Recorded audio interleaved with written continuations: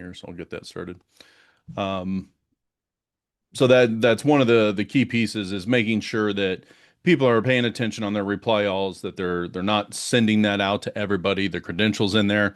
But you're also, if it was a phishing attempt and it was sent out to everybody, that you're replying it back to everybody.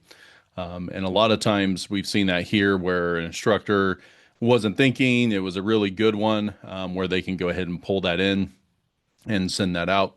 Um, and then they've been compromised, and then they have to go through all the policies and procedures to reset their passwords. That's a great point there, Sasim. I forgot to go ahead and do the after lunch attendance. So let me go ahead and knock that out here real quick. Let's see. Harry, Cynthia.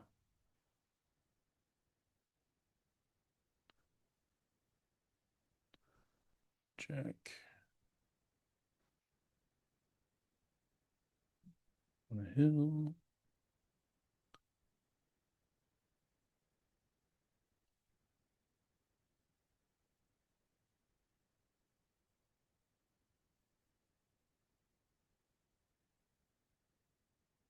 We're missing Lewis. Number seems high enough, so if I'm missing somebody as I'm marking them off here, let me know. I don't know that Pat was here earlier either.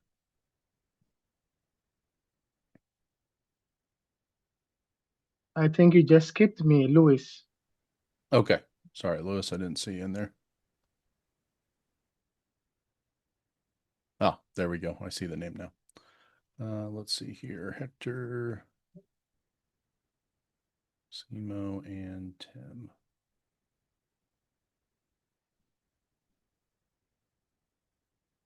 Is Tim in here yet with the Williams? I know he was in here earlier. So, okay. I'll come back to that just to see if we miss anybody. Thanks, Cooper. That's what I was looking for. Okay, I'm here. Gotcha. All right. Looks like we just need Williams to come back. Okay. So going back on where we are here.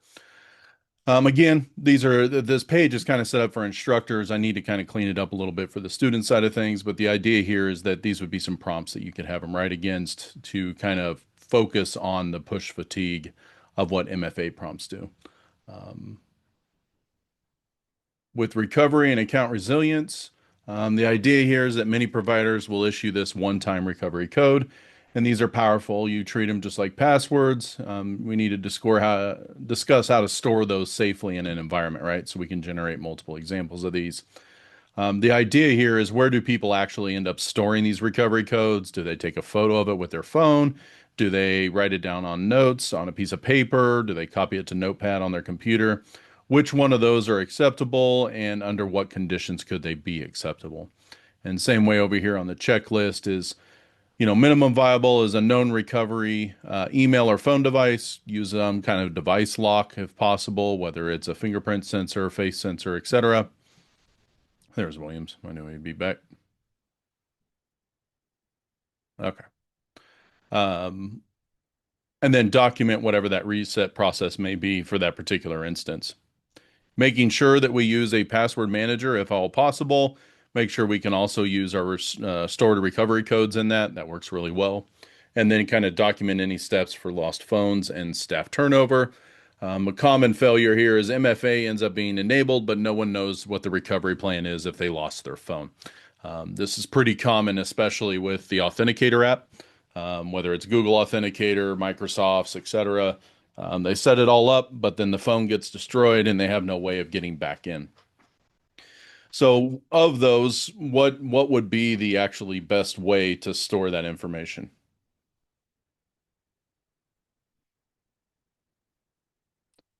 Anybody have any thoughts or ideas?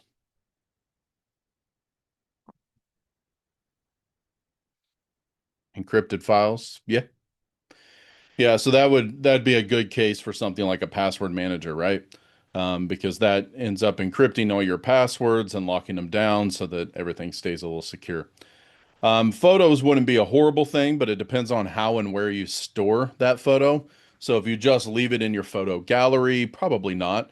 But for example, on Android, if you had something like a secure folder where you could store photos and stuff that are under encryption, then that would be an acceptable way if you needed to store it in that way.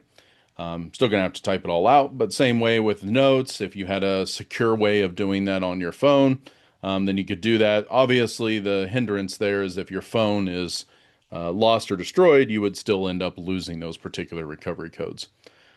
So a lot of times with those password managers, for example, I use that on KeyPass, is I will use it on things like Google Workspace, or maybe I'll use it on my Google Drive or my OneDrive or whatever I'm doing. I tend to store those files there as long as they work with those. Not every password manager works like that. But if you store it on there, then you would easily have access to it. If one device were to fail, you could re-pull those files down on another device using that type of cloud service.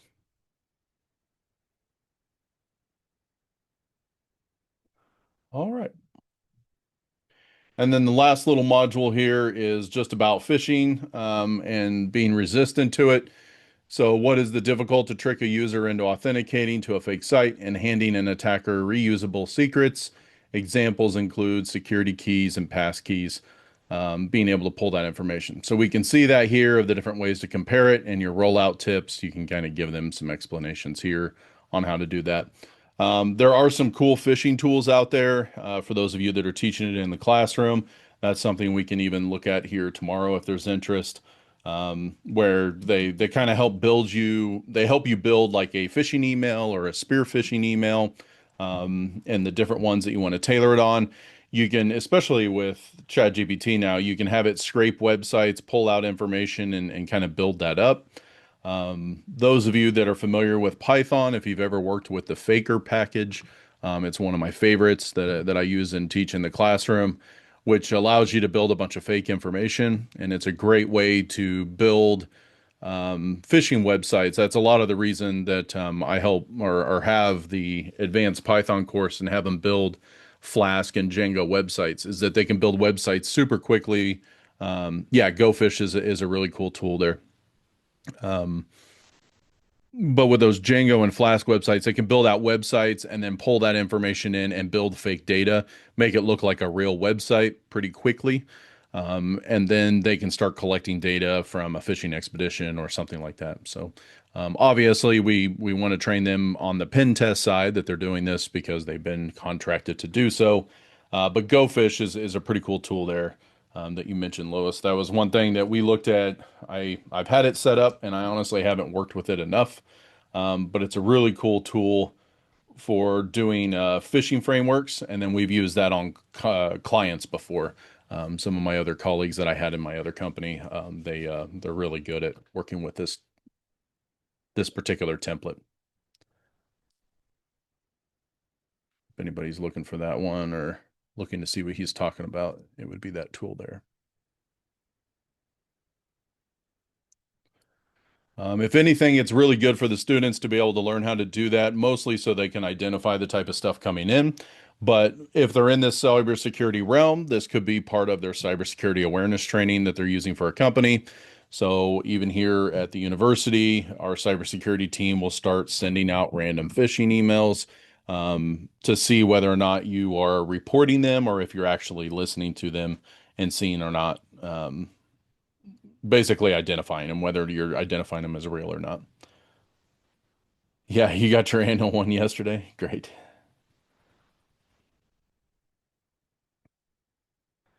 All right, so that's kind of this second tool here, was just to kind of take you through a couple of these little minuscule modules. Um, what is your guys' thought on these modules versus like Lab 1, where it was kind of a quiz? Do these type of modules, are they helpful to use in the classroom? Is there additional ones you would like to see in this case of referring to account security and cyber hygiene?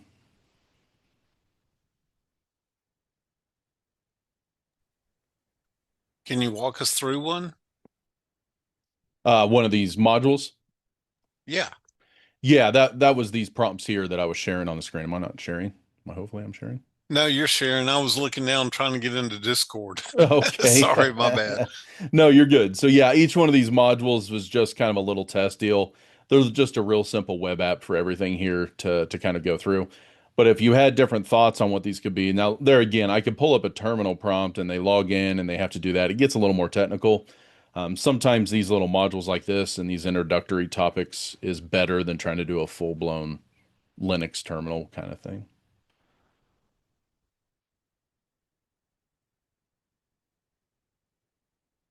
There again, I would greatly appreciate any feedback on this kind of stuff of what you guys are looking for, especially with these introductory topics, to see if we can't tweak these or make some additional labs, do lab 2A, 2B, that kind of thing. All right. So that's really only the labs I had for today because the rest of these were just kind of topics we were covering. Again, here towards the end, especially after our next break, which I think we have scheduled here at 3. Um, I was mostly wanting to focus on what you guys want to look at going forward. So I'll show you a little bit of what I had planned for day 2, day 3, but get feedback from everybody so I can spend most of the evening trying to get everything kind of cleaned up and shoved out there for day 2 and day 3.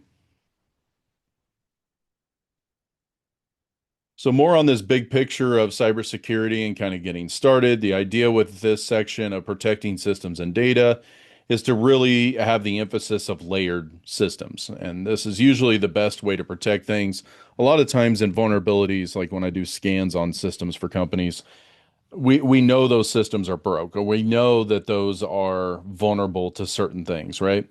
But in order to get to those systems, they have to break through the firewall. They have to get 3 or 4 layers deep, which means they would have to pull off a massive pivot in order to get to that system. So that kind of goes back to our risk and looking at the likelihood or the impact that would be. I mean, the chances of them getting through a 3 layer pivot plus the firewall, everything, it increasingly becomes harder without us noticing anything on the system. So the more layers you can throw at the users, the better off you are in order to protect them. And so you want multiple ways to prevent them, detect them, and then respond. We've talked about some of these already, like multi-factor authentication, making sure we set up patching, so just patching those holes that we see going in there. Um, Looking at our least privilege, this is probably the hardest one for most people to actually truly implement. Most people set themselves up as admin and then that's it. They just leave their system there, right? You guys have been looking at this today and dealing with Docker and trying to get it in. So the school has at least somewhat implemented the least privilege for most of that. And being able to make sure that if you are an admin on the system, that you have the rights or the reason to do that kind of thing with that software. Making sure that we have some kind of email filtering in. A lot of tools are pretty much carrying this today. Um, are your schools using Google for their email, or what kind of systems do you guys use?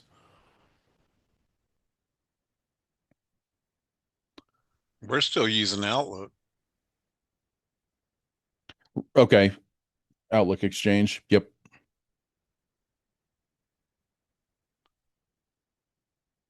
gotcha. So yeah, here at the university, as far as staff, everything is Outlook and that pace, but everything for the students has been now converted over to Gmail, and they all have Gmail accounts for that. The reason for that is because of all the basics that were built into email for filtering within Gmail, so that took care of the students. That was much better than the old structure that they used to have. Tiger Mail is what they were calling it back then, but it was their own email servers. Can I ask a quick question? Just it's a little askew. Sure. All the Google stuff, being free, the adage is right. If a company doesn't produce a product, you're the product. Any thinking like we've got all this personally identifiable information that's going through Chrome. You know, everything do every system we're accessing through Chrome. Has there been discussion and thinking about how I mean, it's secure from prying eyes per se, but when does Google become the prying eyes? Yeah, I agree. So that's a really good topic in discussion, and a lot of that stems around that whole what do you care if somebody steals your data, or what is your data? Are you really just worried about your social security number, but you could care less what the company is figuring out about your shopping patterns or your search patterns, that kind of thing? I think we've all seen it today. You so much as mention something and your phone's on at the same time, and all of a sudden, strangely enough, a bunch of different ads start showing up for their conversation you just had with a coworker. It's interesting whether or not some people find that as intrusive or not, whether we should be worried about it or not. I would definitely welcome that discussion.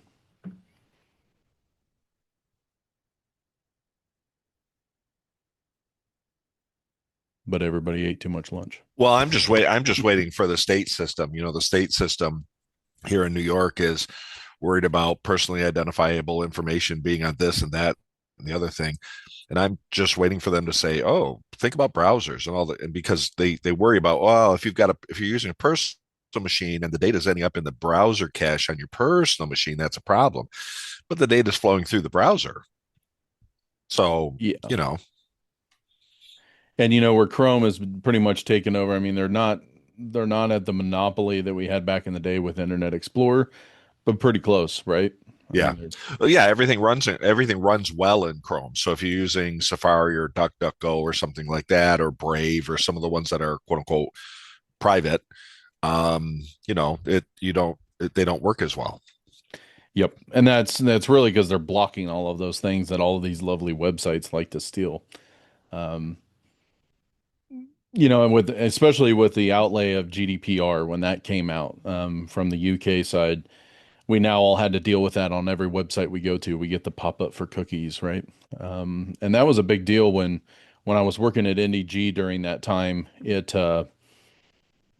was a pain because we then had to rewrite a lot of software to be compliant with GDPR, and we're like, we don't really deal with that. Most of our stuff's in the US. We don't have to go there. Well, then all of a sudden they started setting up factions in the US that you could get sued and everything else with that. So it stemmed out. We knew it was coming down the pipe, but it took a long time to rewrite some of that software. Most of that we had in, right, but we didn't have that great way for people to opt out. Or if they did want out after that, they would have to email. We'd have to go through the system, comb it, clean it, that kind of thing. I think a lot of different companies had issues with that.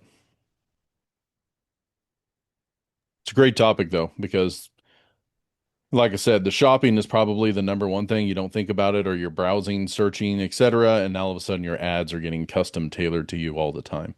And then you bring in social media apps like your TikToks and your Snapchats and everything else that are sending those kind of ads, or other people's stuff that you talk about. It shows up scarily quickly. That's for sure. Yeah, I'm just wondering, are they using AI bots to, mine this data so that they can get it up so quick? Because it's almost instantaneously, isn't it? Yeah, I mean, it can. Yeah, like I said, I'd have a coworker conversation out here in the hallway, and by the time I could get back to my office, the first ad that popped up was similar to that, right? So, it just goes to show how much data is coming in and out of that phone, whether you're on something or not.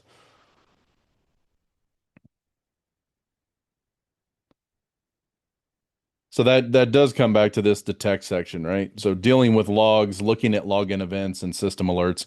To me, this is the biggest part of cyber that we struggle with the most. We have all these different logs, and I explained this in the SOC class, that are on your PC, they can be on the server and everything else, and everybody kind of relies on them to be the source of truth, or at least an explanation of what might be going on. First thing IT asks, right? What do the logs say? Well, the problem, on the cyber side is a lot of those are being faked, right? So if I did break in, I would clean up my tracks, try to clean up logs, anything like that. So we need to send it both locally, and we need to send it to some destination. And that's really where your tools like Waza or your SIME or your log collectors, logs, stuff like that. That's really what we need to get to, is getting all those logs to one location. And that really helps us start to correlate information and data. If anybody's ever done troubleshooting in these systems, it's really hard to bounce through 3 or 4 systems only to find out that, the timestamps were never set up correctly. So you're having to adjust for times on 4 or 5 different systems. or they're all out of sync, or you have to pull them from 4 or 5 systems, throw them into Excel, and then try to layer everything in between there. That is where AI is becoming handy, is being able to parse logs and process logs faster. But truly getting them to one central location, that's where most SIEMs are really starting to explode in that. Your antivirus and EDR alerts go with the same token. So this is kind of like Wazaa. Wazaa will take your logs and everything from all your different systems, and then it will run your antivirus or EDR alerts that you're getting on your laptops, your PCs, your tablets, and shipping them on up to the head dashboard so that you can start to see, okay, we're getting strange activity on Sam's computer over there. Then all of a sudden, Sally's computer is acting weird. We're seeing a huge spike in outbound traffic going through the network. Potentially, these are starting to look like somebody got compromised and it's starting to spread quickly, and that data is being exfiltrated. That kind of comes down to this unusual behavior. We're starting to see weird multiple failed logins, strange location logins. That's probably the number one thing I deal with with one of my big clients that runs Palo Alto firewalls. Is just they're constantly getting hammered on their Global Protect side. And we see that in the news all the time that Global Protect is constantly under battle for that. But they're being attacked from everywhere. And so it's really hard to keep up on that. I've wrote log parsers. That's one way to go about it. So you have all these countries with all these lists and white lists or black lists. They can start to block IP addresses, but it's really hard to do that because all of a sudden a customer will come from that IP, legitimate traffic, and they're already blocked. But that's what I spend a good chunk of those mornings doing when I'm working with them, is essentially parsing through the logs, pulling out all the IP addresses of these known login failed attempts, looking for patterns of things that are login attempts failed over, 5 times or more. Was it within 5 or 3 seconds, aka are we being brute forced, or is it they smart enough to step it over 2 or 3, 4, 5, 10 minutes between logins so that it doesn't kind of look like it's a blast attack. Once we recognize those patterns, we can then pull those IP addresses, add them to a blacklist, and inject them in the firewall. And that way it's kind of a self-healing device, so that we can start to block that traffic. And so in my firewalls course, that's what I started training students to do above and beyond what we already had in the curriculum, was to do methods like that. And that kind of comes back to that advanced Python course that I was talking about before. We show them how to use, like I mentioned before, Flask and Django, but we also show them how to use like a Streamlit package or framework. And so a lot of people, well, what are we going to use that for? Well, Streamlit's really good at building a dashboard very, very quickly with minimal lines of code. So the benefit is I could take the logs out of a firewall and then write a little bit of Python code in order to process those logs so I could pull the IPs, maybe use something like GeoIP in order to convert that IP address to a location. And then once I get those locations, I could put a bunch of pins on a map and start to determine where we're being hit from, right? I built a Streamlib app for that in a matter of about 3 or 4 minutes. And you can do that with AI probably even faster. So it's great for our students to learn that because it applies not just to cyber, but you guys could be doing this in IT or your networking courses, is trying to determine where all these IPs are, figure out your top talkers. That was probably some of the best work I did in my undergrad and stuff with my instructors, was really understanding the flow of traffic as it goes across the network, being able to take things like a Wireshark capture and then really display that information, not just in Wireshark, but provide some kind of dashboard that a higher exec that has no idea what IT is, how are you going to explain to them the type of traffic that's going across the network and why that may be a problem? And so students having those tool sets, like Streamlit and those, where they can build these dashboards really quickly, just helps them build visual aids so that they can do a better job of explaining what's going on. Bar charts, graphs, that kind of stuff, kind of works with some execs. But at the end of the day, if they can't explain to people that are non-techie what's going on and why it's a problem, they're going to be not as employable as the ones that can. And then obviously how we respond to those incidents. So clear steps for those incidents, what we should be doing, what is our backup recovery, disaster recovery plans. That's actually what I spent a large portion of my PhD studying was disaster recovery plans, and determining why that's such a big deal, why that's becoming more and more apparent that people are not doing this, and then designing those out as to who you're going to contact, who you're going to work with. The hardest part is that communication plan. Everybody just relies on that CISO to be the only person of it, but now you have social media people that need to be able to control the audience, and control the information that's going out, good or bad. There's a lot more people involved in those kind of recoveries or those incident responses at this time. So the idea here on this quick little activity is you could work with them to choose one of those type of threats and then have them write some kind of control and a policy and procedure as to how they'd go about detecting it, how they would respond to it, and how they could have prevented it. Anybody have any thoughts or questions on protecting those systems?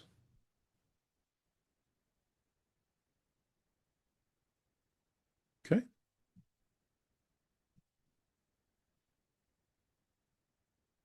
So this is just trying to tie in a little bit of the networking side into the basics for cyber. So many attacks and outages are really just networking problems, and usually it's misconfigurations, bad projects, that kind of thing. Let's see here. What OS do I use for all the projects you've done?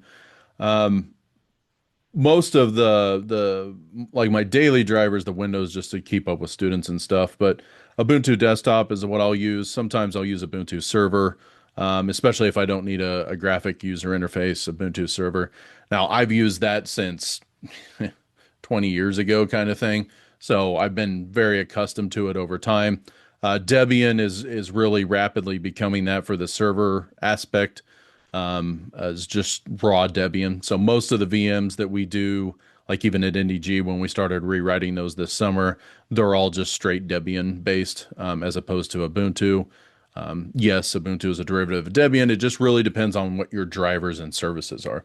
So if you're out there playing, and trying to learn new things and looking at drivers, if you're playing with AI, that kind of stuff, you're by far better off being with Ubuntu just because of driver support. But Debian is just raw Debian is a really good choice now.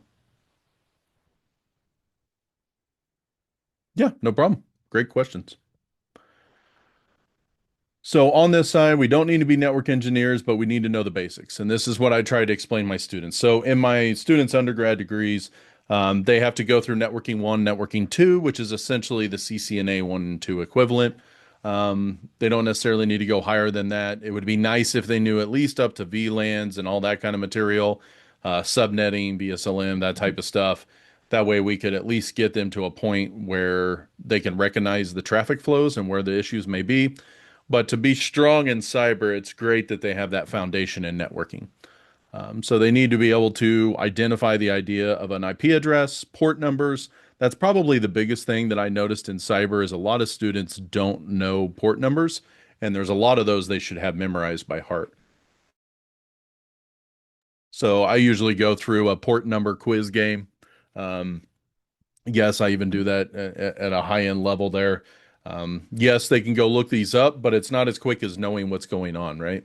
So a lot of that comes with experience, but at the same time, they should know what to recognize those on the bat off the fly, because for a vast majority, you can do some really quick troubleshooting just by looking at port numbers. Now, the hard part is today a lot of that's obfuscated, so people will be running completely different protocol numbers and different protocols over those numbers. So I may see something as 53 UDP and think, oh, that's DNS. But what they're really doing is running a web server over that on UDP traffic, and serving up files and things like that to pull down. You see that all the time now where they're doing DNS over HTTP. They're doing it over secure sockets, that kind of thing. What's being nice is being able to use newer firewalls that can detect that kind of stuff. What type of game would you make for poor numbers? Kahoot. Yeah, a lot of people like Kahoots, and I think it's a great tool too. I haven't used it in my realm. Sometimes I'll do something like this where I build out a little web app or something for them to test it on. But a lot of times I'll bake it right into CTFs and things. So I'll ask them, hey, what port numbers were these running on? And then I will make sure they're all running standard and non-standard ports that they could see what's going on. Yeah, I'm seeing a lot more of people doing non-standard ports for a lot of traffic. That used to be the way to get around everything. I mean, everything today is now HTTPS, right? You very rarely see anything HTTP anymore. Um, that used to help running that over port 80 or even 443. If you saw 443 traffic, you just assumed it was encrypted and never looked at it. But there's plenty of times I've started services up on 443 that have nothing to do with web, just to make people think that it has to go through. And a lot of times you're also doing that for the old school port filtering or port forwarding on firewalls. So, we typically have to allow 443 traffic and 80 traffic in order for people to even browse the internet.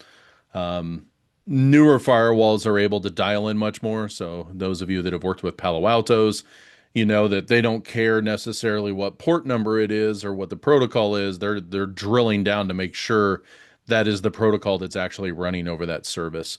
That is where most firewalls are starting to lean towards is actually dissecting that traffic, looking at a much stronger view of what's in there.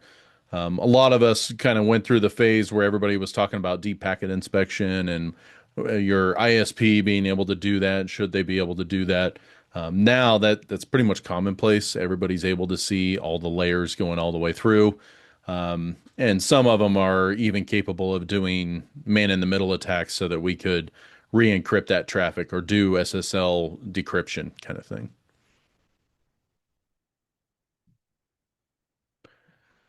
DNS is probably one of the biggest pieces that they'll need to know because that's where we run into headaches the most. So DNS, as most people know, will turn names like example.com into an IP address. If DNS is wrong or compromised, you may go to the wrong site. Security tools may not work properly. So you typically have this little cycle of DNS down here where you do a request, it hits the router, it goes and does a lookup, gets you to a browser page of an IP address, and then cycles back. The real problem with that is most malware and stuff now is being trafficked over DNS. And that's also another one that we typically just allow port 53 traffic, right? We got to look it up and see what's actually out there. Well, hackers will start to exfiltrate data over port 53. So you see it coming in as requests or a request going out, but really what I'm doing is I'm serving up like an FTP almost style share back over that port and going out, or I'm sending DNS requests to a particular site. In that request is little chunks of data, and when I reassemble it on the far side, I've now exfiltrated, usernames, socials, whatever I'm pulling out of your system. I'm actually sending that out over simple DNS requests. That's a huge one for people being able to exfiltrate data out now. So little spot checks like this, what does 443 usually mean? Why would attackers care about DNS? The other thing with DNS nowadays is it can be pointing to multiple different locations. So because I go to google.com doesn't mean that I get one IP address back, right? A lot of times it's load balanced and I may get multiple IP addresses back. The other thing with DNS, and that's how botnets really fly, is you can change those IP addresses on the fly and really, really fast. So sometimes you'll have a DNS that only lives for 30 seconds or 60 seconds, and then it can change in the system. And therefore, if you take down one of my systems, I can easily spin up another DNS host with a different IP address and come right back to that initial request. Or I could tweak that DNS in just a way that you don't realize that I went through there. That was actually one of the challenge questions on my pen test class this last fall, was the ability to do a little bit of name change up here. So using, for example, zeros as O's or lowercase O's or capital O's in a URL, but it being pertinent enough that they end up going to the wrong website and they can pull that in. I think we've all done that before, accidentally typed in something, hit enter, and it redirected us to a different page. Yep, doing some DNS poisoning. That was actually fun. I haven't done a good DNS poisoning lab in a long time. Done a lot of man-in-the-middle ARP poisoning stuff, but it's been a while since I've done DNS poisoning. especially with DHCP and those. That's the other thing, most networks now are all using DHCP. And so doing poisoning in that where you become the DHCP server, handing out IP addresses and intercepting traffic. That's a great way that is used to teach this networking style too. This is a great opportunity to demo man-in-the-middle attacks. Those are fairly easy to demonstrate. ARP poisoning kind of goes hand in hand with that. If you have a Kali Linux box or anything like that, it's really easy to kind of demo how that stuff works. Back in college, we used to do that in hotels all the time with the hotel wireless that's out there, and it's shockingly easy to do, and you could start intercepting traffic right away. Back in that day, everything was clear text HTTP. You could see everything. Now it's a little more complicated with the HTTPS and the SSL, but we could still capture some of that traffic. Wireshark is another good one. How many of you guys teach Wireshark for the networking side of things?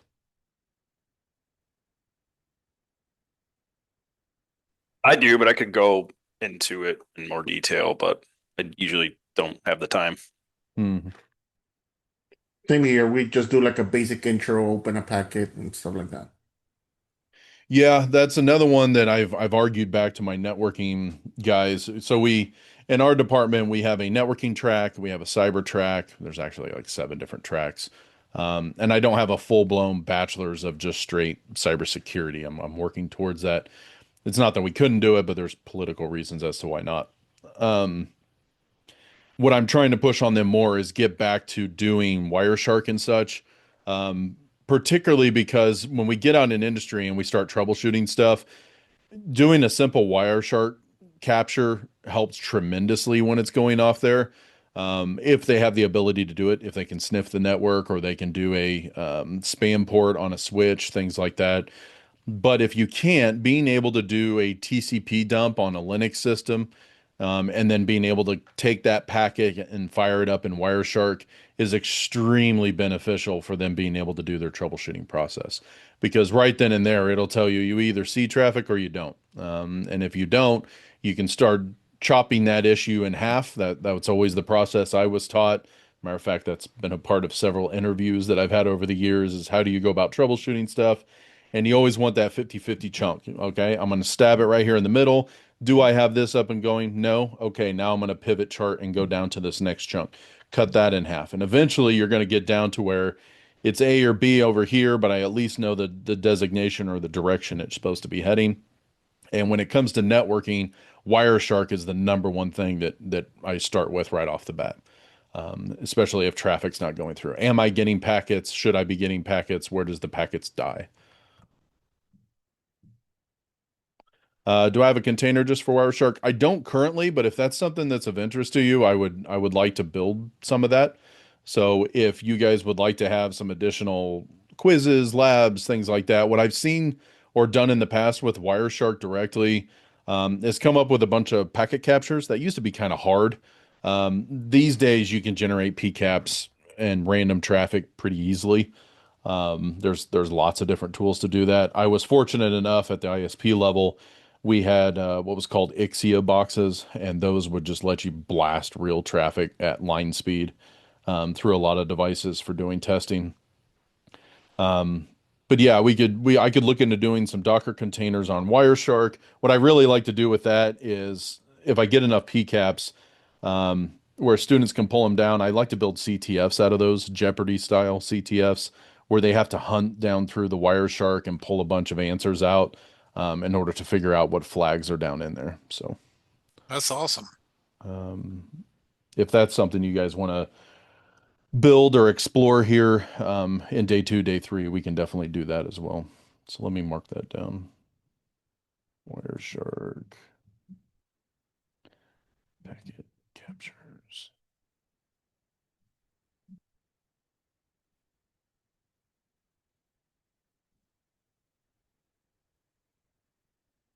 Okay. Yep. I'll mark that down, see if we can't come up with something there. So that's kind of a real brief on network basics. Obviously, there's a ton more pieces to the networking side that they need to know. That's one thing. If you were a Cisco shop, you would have thing that was called CCNA Cyber Ops, was kind of their introduction to the cybersecurity side or the security operations. It was a good curriculum, very good one. However, they just haven't updated it in a long time, so I stopped using it. That's what I originally used for my SOC class. What I liked about it is it took you through all the networking fundamentals, then Linux fundamentals, then a couple other things that led you into what you needed to be in a SOC, which was great. That particular curriculum had like 50 labs, something like that. There was a lot of labs for students to do. Now, there's a lot of resources that were in that, but there's a lot of free resources in that realm. And so, teaching them, how many of you guys have a Linux class that's required in the cybersecurity program? Okay.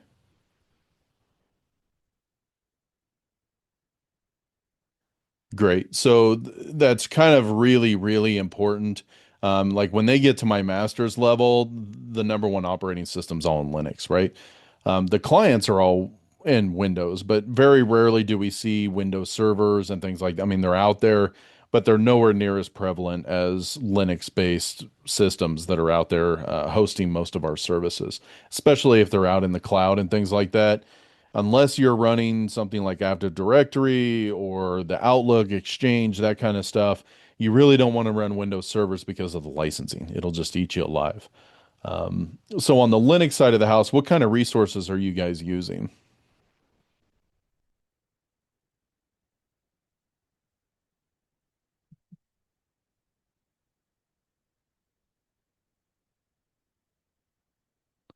CompT is Linux Plus, okay.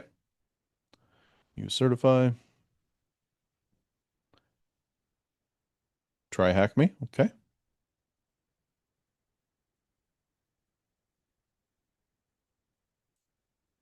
Linux Pro, okay. So if you're looking for a good free open source one, this is kind of a plug from the old NDG days. Um, NDG offers what they call Linux Essentials, or actually Linux Unhatched is the one you would be after. And on this NDG, if you go to online and Linux, they have this Linux Unhatched, and this one ends up being free. So you can enroll in their program here. It takes they claim 8 hours. That's if somebody's brand new going through it. This Linux Unhatched little section here is essentially what I have every student do in the first week of any class I teach. Doesn't matter what class it is. The first week is they have to come in here and do this Linux Unhatched program. Um, and it's offered through the Cisco Networking Academy, so you create an account and go through there. But they don't have to pay anything or do anything like that. It's all free. Um, and they kind of have it built into their system as well, I believe. If you go just straight to enroll, you can do straight in their online portal, and then you can gain access to it there as well. If you want, I can throw a link in the chat here for that. Really, really great content. It's very short. They get access to a real Linux terminal, and it gives them the helper commands that they need to get started in a live Linux environment. So, no Docker container or no virtual machine needed. It's all built right in the web browser. This is very similar to what I would build if I was doing this in this lab hub type scenario, where they would get access to a console and I would take them through some generic Linux commands. It's really important they have a strong Linux foundation working through cyber. Most of these we'll try to point out to the Linux Professional Institute. One of the first ones that I actually helped write back in the day and put together was this Introduction to Linux 1. So we did this one, and then we decided to dumb it down a little bit, basically just do a fraction of those resources for the Linux Essentials, and then we really chopped it down to give Linux Unhatched as just an 8-hour little program that anybody could add to any course. And that's still the way I teach it, is just in the first week. Yeah, so if you're looking for OER and that kind of materials, this is usually one of the best pickups for that. Yep. And there's a quiz or exam at the end of it, so if you want them to be able to use that score or whatever comes out of there, you could certainly do that as well.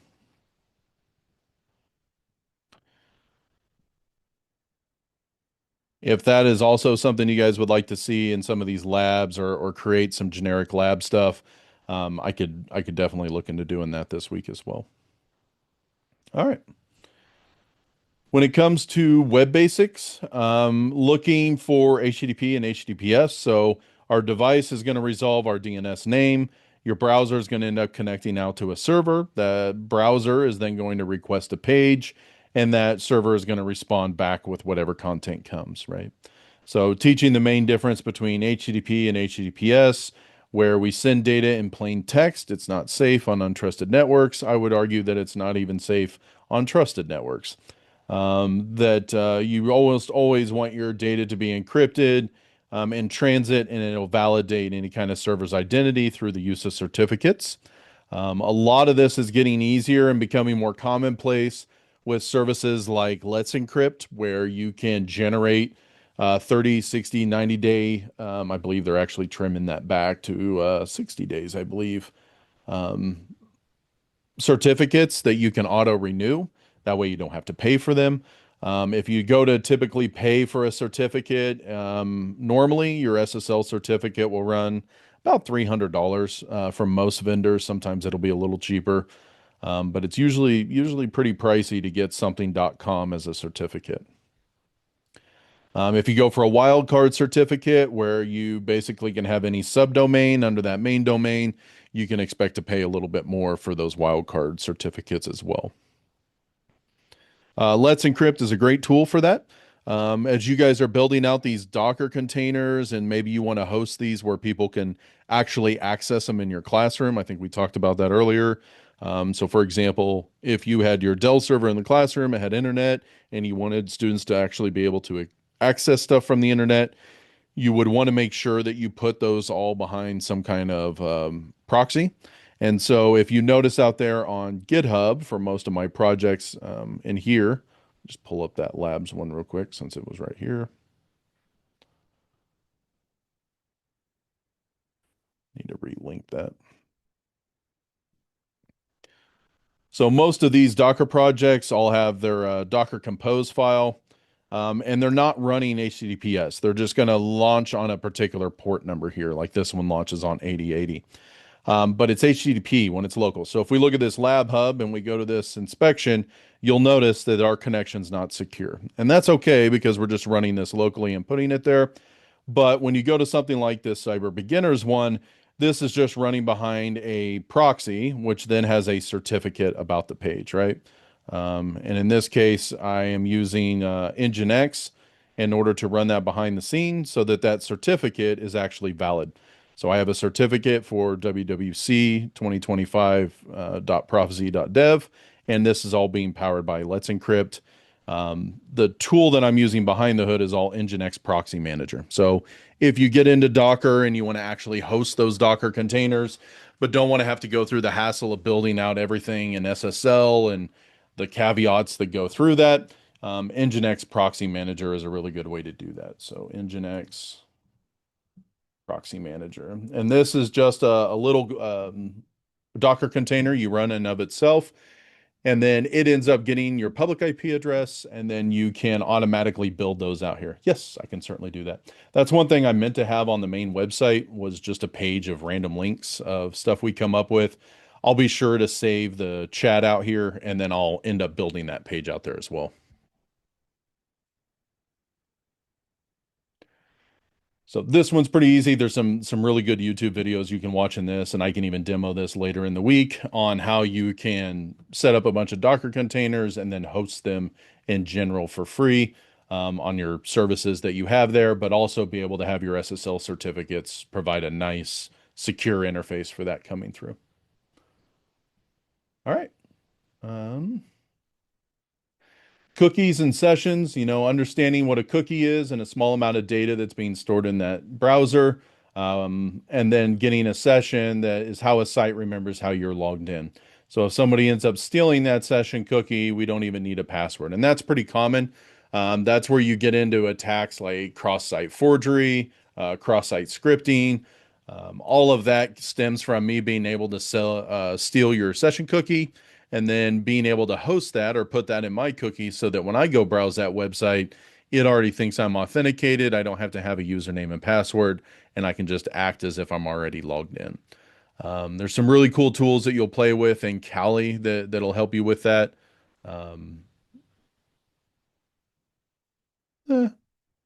Nikito is one that you would use for playing with some of that.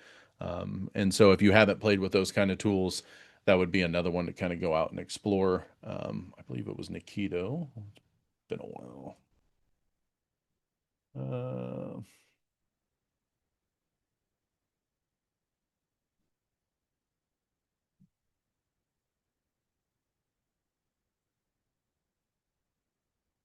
Beef is another one. That was one of the main tools that we used to use was Beef. And so this is for browser exploitation framework. Has anybody ever played with Beef?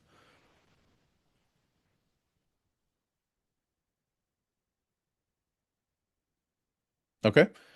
So there's some good labs out there that we could generate using something like Beef in order to do cross-site scripting, being able to attack clients from stealing those out. Yeah, Nikito was the other one that I had used. That's the one I use more than any of these other ones. Come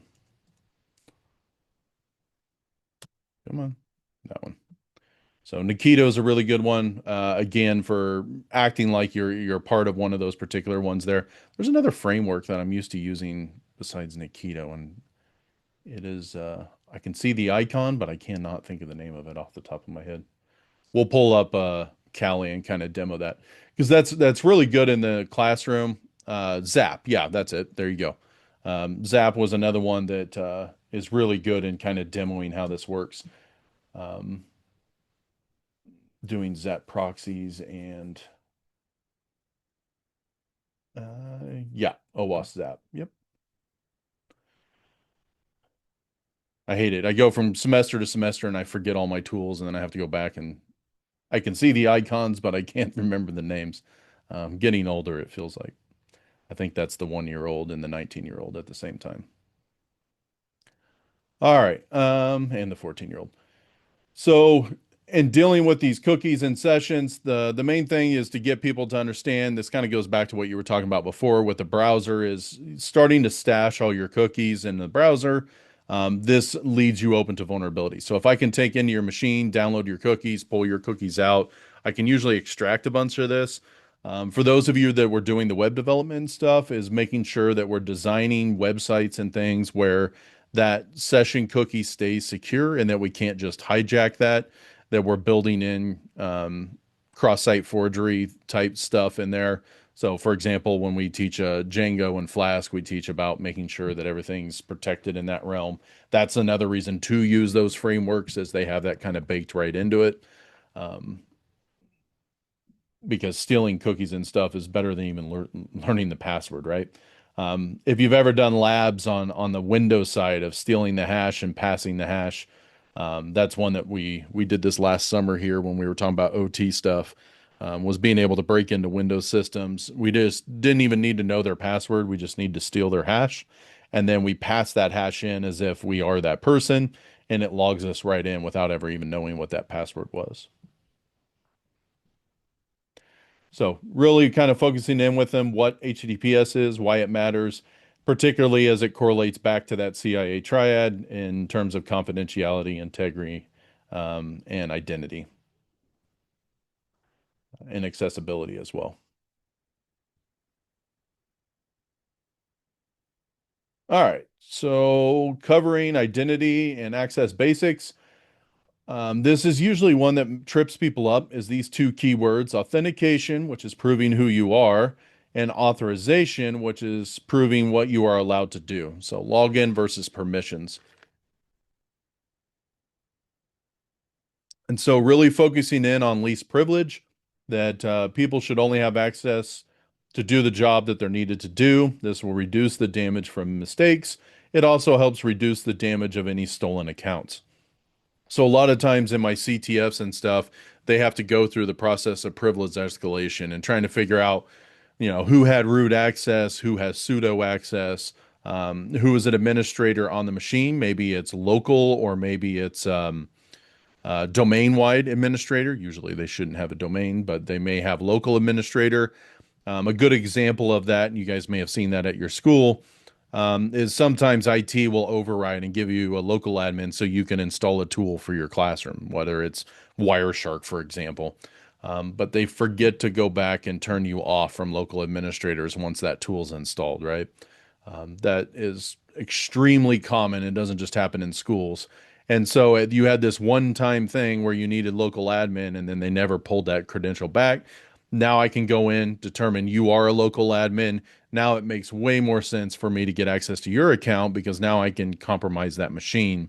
If I have access to the machine, there's a good chance as a local admin that I could then try to steal the credentials of the domain admin. And once you have access as a domain admin, pretty much have keys to the kingdom. Coming in with passwords, people, I think we've spoke about this multiple times, but most people really need to drive that home is that people reuse passwords, the phishing that steals the passwords, and then password managers end up helping a lot with all of that. I think that is pretty much the de facto standard now is everybody needs to start using good password managers. Or really, really long passwords with passphrases. So if you really like your dog Fluffy, just make sure you have a really long saying about your dog Fluffy. In multi-factor authentication, this makes stolen passwords less useful. So if somebody was to acquire that, it's a little harder for them to continue to use it. It doesn't automatically stop all phishing, though. A lot of people will clone your SIM cards, get that information sent over to you. They can also already have compromised your email address, and because people, again, reuse passwords, they probably get the same password that you also use for your email, that you also use for your login on that system. So they can get into your email, wait for that MFA to come in and click it and delete it. And that way on your phone, when you got an alert that you got an email and you're like, well, that's odd. And by the time you go in and look at it, it's gone. And so you think it's just some kind of weird blip, or maybe you were asking for authentication earlier and it never showed up. And then all of a sudden it shows up later. You don't think anything of it and you just approve it. So here, making them go through and really focus in on 4 roles and the minimum access of those needs. So whether it's a school or business, and kind of identify one common access that's being overgranted in there and some safer alternative. So many of you are, like I said, seeing that within your Docker realm, whether or not they would override that, or many are very good at not overriding that, and whether or not you have to have personal resources there. I'm on both sides of the fence. I get the IT side of the house, but I could pause the recording long enough to tell you that when I get a laptop from them, I delete it and wipe it and put a new operating system on it. And I run that for as long as I can until they yell at me. Or I put just a separate hard drive in it and run that until I need to put their hard drive back in and return it. So it's there. I'm on the good terms with IT and stuff. A lot of that's because I'm on the cyber side. They know that there's going to be tools that I'm teaching that are going to break, most of their IT stuff. So making sure that we put this in a sandbox environment, that we protect it, that there's no way possible that students would be doing this on the network unless they're doing it intentionally. That is where products like NetLab really comes into play, or your virtual environments, if you're careful, being able to do that so that you're not leaking that information out. And we've seen it happen, whether it's intentional or not intentional. We talked about these little Docker containers and virtual machines. I was working with a school one time with NDG. We were setting up a new infrastructure, and one of the virtual machines had a DHCP server on it, right? Why wouldn't it? Because we were showing and training them on DHCP. The problem is the networking team never turned off the ability for rogue DHCP servers on the network. And so when they were setting it up, one of the students crossed the wires, which again shouldn't be allowed to even possibly happen. But they crossed one of the wires and plugged it into the campus network. And because rogue DHCP was allowed, all of the phone systems in the entire campus were rerouting to our little DHCP server running on a VM, and it took down the entire phone system. Of course, they couldn't even call to yell at us. They had to come running in through the doors.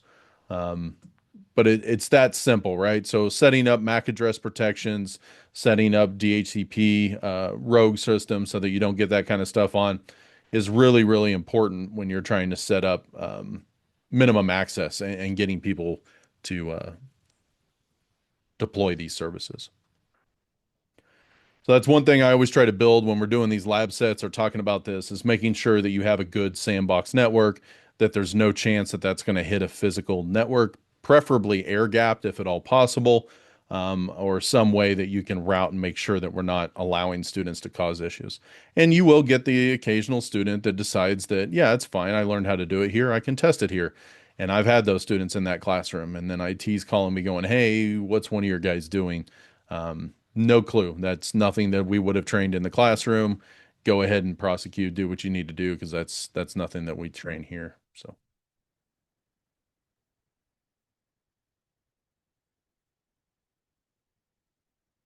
All right, how are we doing speed wise? You guys okay with the pace? Yeah, very good. Okay. All right, so hashing is a really fun one. This is a fun lab, especially when you can deal with Hashcat and some other ones, and kind of really training them what hashes do. So hashing is usually a one-way hash. We can sometimes do a two-way. That is usually your encryption, right? So a hash will turn data into a fixed length value, used to kind of check integrity, did the file change, etc. Those of you that have downloaded, ISOs from the internet or even programs, applications, you usually have some form of a checksum, right? So it may be an MD5 checksum or a SHA-128 or 256, 512, something like that.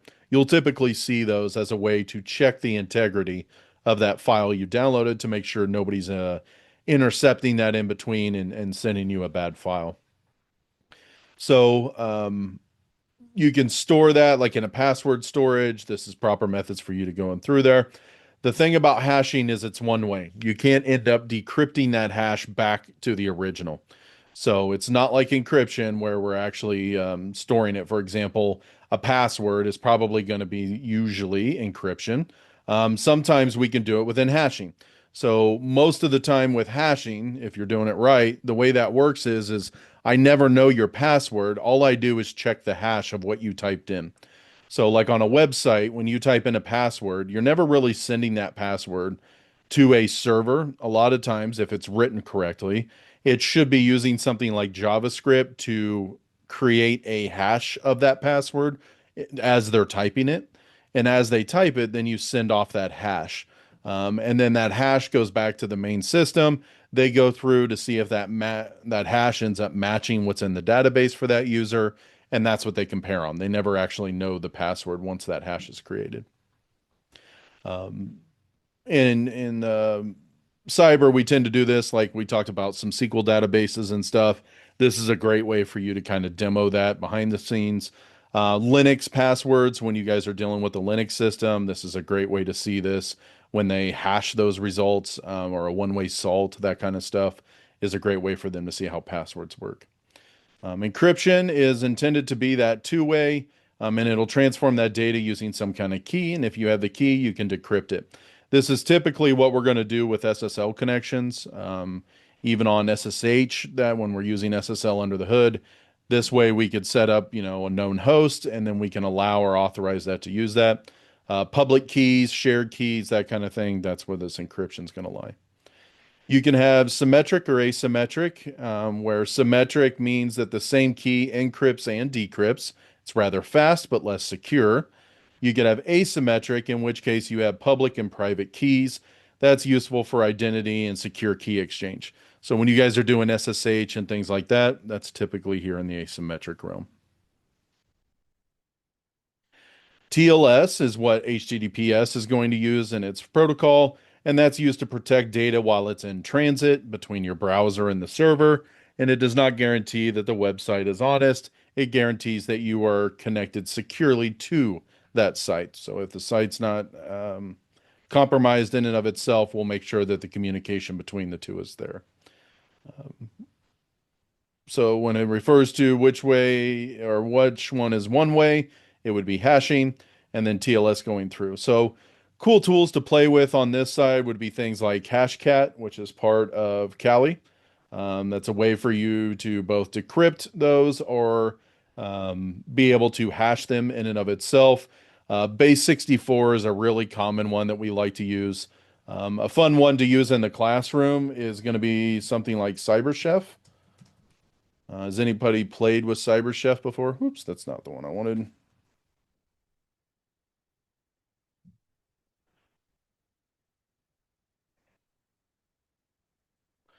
So CyberChef, I'll throw that tool in here. This is one you can deploy and host locally, or they can come out and run it right off GitHub. It's a great tool for students to be able to plug in. So you can download it and install it, or you can use the web version.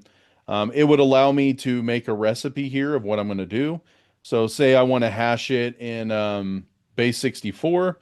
I would come over here to my input and say Jason is the instructor.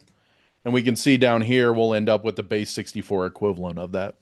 So it's kind of a one-way hash that we could go in, except this is kind of encrypted there, meaning I could pull this back out. Now, if I do an MD5, I could then be hashing it and pulling it in that direction. This base 64 is pretty handy if you guys are doing like databases and stuff. You can store images as this. So if I actually add a file up here or pull something in here, I can store that in a database as base 64 and then re-encode that on a website in letters. So I never actually have an images folder. I just have the base 64 hash of it, which will create it on the fly. It's a great way to build websites and do different things with images. Lots of cool tools over here. So you can go through, you can get them to build out different levels. And of course, you can tailor these up. So say we want to take base 64, but then we want to also do some kind of encryption on top of that, like AES. So now what it's going to do is it's going to take my Jason as the instructor, it'll base 64 it, then it'll go ahead and AES encrypt it on top of that. And of course, you have to set all the settings for that. So it's kind of a fun one to get students excited about trying to figure out breaking a hash or solving a hash or an encryption, trying to break that encryption. There again, with the advent of AI, you don't have to be as creative as we used to have to be in creating random scenarios. You can use it to kind of build a backstory of something going on, and then you generate the hash that you want it to be and the process you want it to be, and then you have kind of an assignment for a student to kind of solve. Usually captures interest pretty quickly. That's one I found works really well in the classroom, is getting them to break passwords. There again, Hashcat is a really good one for you to use. That's part of the Kali Linux, but you could download it as well. And it's probably the best and the fastest way to break passwords these days. You can do it via CPUs, but if you've got GPUs, you can break it down with GPUs as well.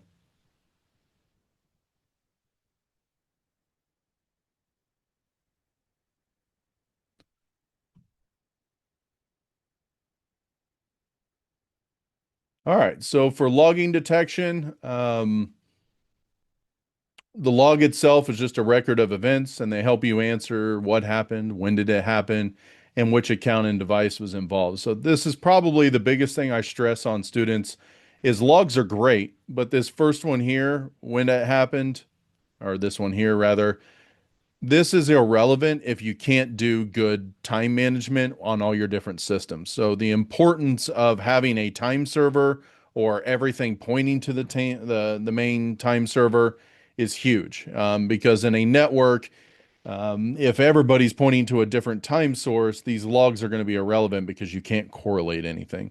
So that's the whole idea behind building a dashboard or being able to sort through logs or any kind of log collector, is making sure that the time servers are all synced up and set up correctly. So which account or device did it involve? We can then, without logs, it's really just a guessing game. So the higher the logs, the better you are. Making sure that you can check your login successes and failures, any kind of MFA events, whether it was enabled, challenged, failed. If your endpoint security alerts, this is coming off your laptops, your desktops, even your phones, etc.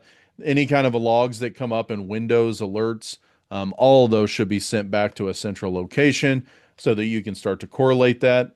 Admin actions on key systems, and then being able to do server service errors on important systems, being able to show how this stuff works. And so this was one lab I wanted to get creative for today. I didn't get that far, but we could certainly explore that, is building a bunch of fake logs. There's some really cool tools out there for that now.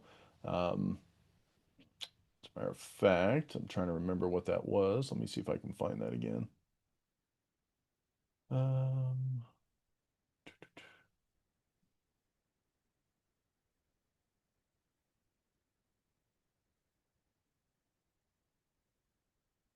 I'll have to do some digging because I don't see it here.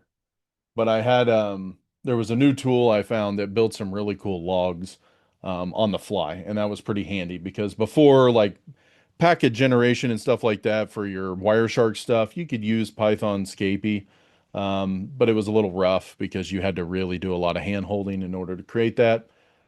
This log generator was really good at generating network-based logs for syslog, and then you could send those up to a main syslog server, in which case we could have students start to troubleshoot that down. So at a lot of cyber competitions or conferences that we go to, one of the main challenges is for them to be able to log into a Splunk type system and be able to weed through the logs to figure out what attack happened, what time it happened, how they got in, what protocol they used. All that kind of information makes for a pretty cool challenge. And my students love that stuff. They jump all over it, and I try to build them. It's always not easy. It's better to do it with real live logs. But if you got to generate logs, there again with AI these days, if you know the right ways to tickle the keyboard, you can help it generate a similar log to what you're looking for, and then you can kind of piecemeal it out so that they have to put together all the timestamps and stuff and know what to look for. Has anybody done any kind of log hunting, so to speak, for students?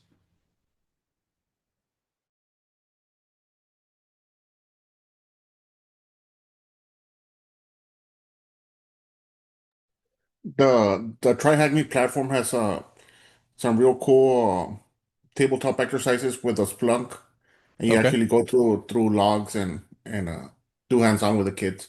But unfortunately, not for free. Yeah, right. So that's one reason I haven't used it yet is I was going to purchase it for our student organization. But for that reason, TryHacking's not exactly cheap. There's a couple different ones that we looked at. The state of Kansas has a cyber range, but it's not great.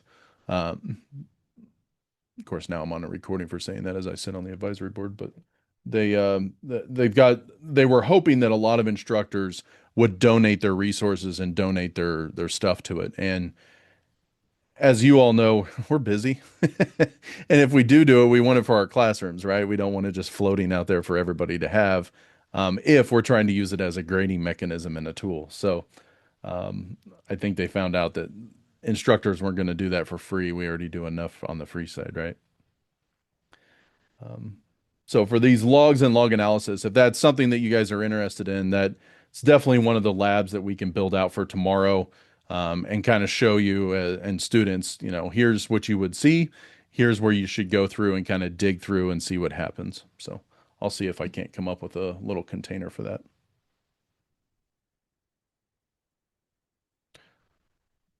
A Libra NMS, huh?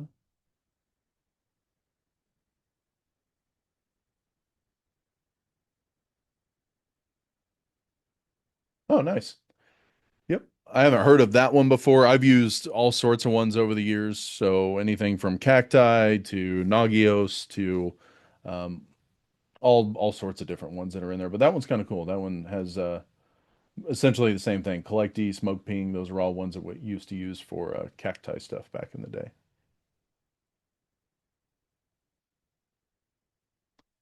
Fantastic.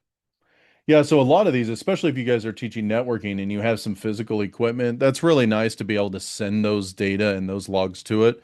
Um, so that's one way to do the packet capture, right? Is you basically just set up a little network and then you break in and do the attack and everything else, and the whole time you're Wiresharking all this, or having logs sent to one specific location so that you can take those captured logs and then use them in the classroom as training exercises. Um, there's a lot of free ones out there for that purpose, but they can be a little cumbersome, especially where, the bad part is once you use them once, they're kind of dead, right? Because students will share answers. They're no, or maybe you get a semester or two out of them, and then all of a sudden those answers are no longer valid. So being able to generate them on the fly is a whole lot better.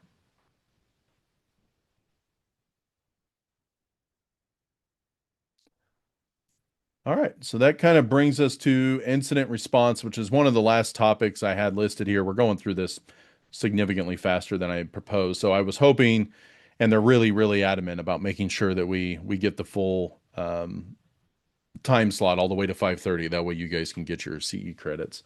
So we'll still do that. When we come back from the break here, we'll focus on what we want to see here. And I really want to hear from you guys what you're teaching and what you really want to add on after you've seen this first step, so that we can kind of break down and add all of that in this week. So in that incident response, these incidents are always going to happen. The difference is whether a small problem or disaster is how we respond and how we prepared for it, right? So being able to prepare, detect, contain, and eradicate, and then recover from that, and then most importantly, learn or improve within that realm. So when they see something suspicious happening, writing it down, preserving the logs, the timestamps, the screenshots if possible, and then limit the spread through containment and making sure we communicate with the right channels. That was one thing. After I started that SOC this fall, we took a tour out in Colorado, and they have a really nice SOC in downtown Denver that is at an institution, but they primarily deal with the corporate network. So their model is they've hired both students as well as a bunch of people in industry that are coming back to do training.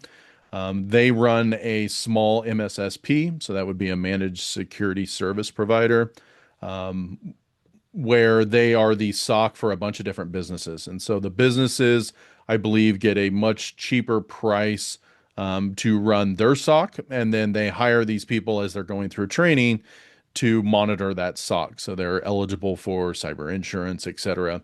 The benefit is that it's kind of a low way cost of getting businesses into security operations without having to deploy their own, because that gets really expensive really fast. But it also gives these opportunities for these students and for others to have these jobs to be able to perform that SOC. And one of the main thing that they do in that scenario, and when they go through the trials outside of what they're doing for real life, is sit down and really work with who would be the stakeholders and how you're going to communicate with those stakeholders, right? Because if it's a small business and they've got the information on ransomware and all they're looking for is money, them being the hackers, the little store could care less about certain aspects. All they want to do is get their business back up and going, or do they still have their money, or what got seized, kind of thing. The data they start to think less of. They're not really thinking in terms of whether or not that's actually going to affect their business. Maybe they could care less about that data. And then it is up to the security analyst to really describe, hey, here's really what you lost. You may not think that's really bad data, but now you're going to be responsible to pay the fines and turn things into, the credit bureaus and stuff, and you're going to be responsible for the data recovery of a bunch of different clients. That's really where it starts to hit home. Okay, now I just go bankrupt. I don't have to pay for any of that.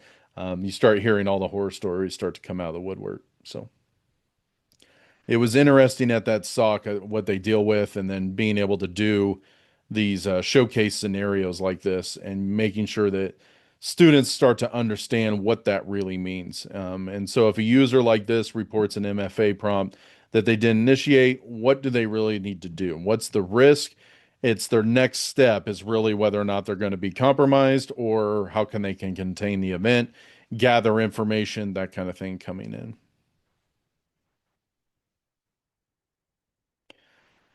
So we covered a lot here in day one. And again, I apologize. I tend to get into these and talk a lot faster than I originally anticipated. Again, I always try to give an outline on day one, see what the water's looking like with some of the people, and then figure out what we can do for the rest of the week based off the materials that I already had. But the goal is that you were able to define security problems using the CIA triad, that you can prioritize risk, and that you can separate things like threats, vulnerabilities, and controls, and how you can implement those, applying some kind of cyber hygiene and layered defense thinking to your particular network, and then understanding what identity, web, networking, crypto basics, that kind of thing, and then explaining why logs and incident responses really matter. And so we could get them to do little questions and things like this on the outside of that. Tomorrow, we really try to build that foundation with threats, defenses, and response practice. So I'll grab that overview here in a second. If you click on these, they're dead links right now, but that's kind of where I had that. So what's your thoughts on today's material? Is this really what you anticipated on Cyber for Beginners? Did you want to get a little deeper than that? Good info. Okay.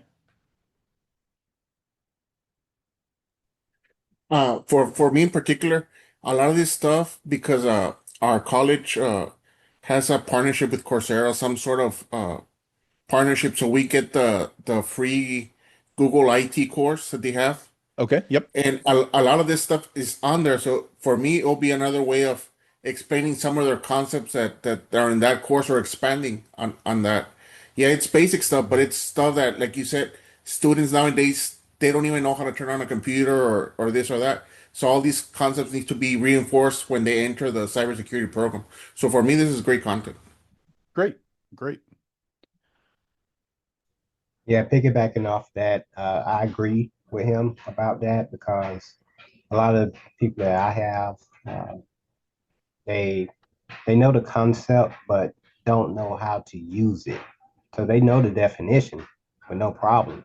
But when they get actually in front of the computer, what are you going to do to find this phishing attack? How are you going to resolve this? It's the issue that I see a lot, and they don't know what to do after that.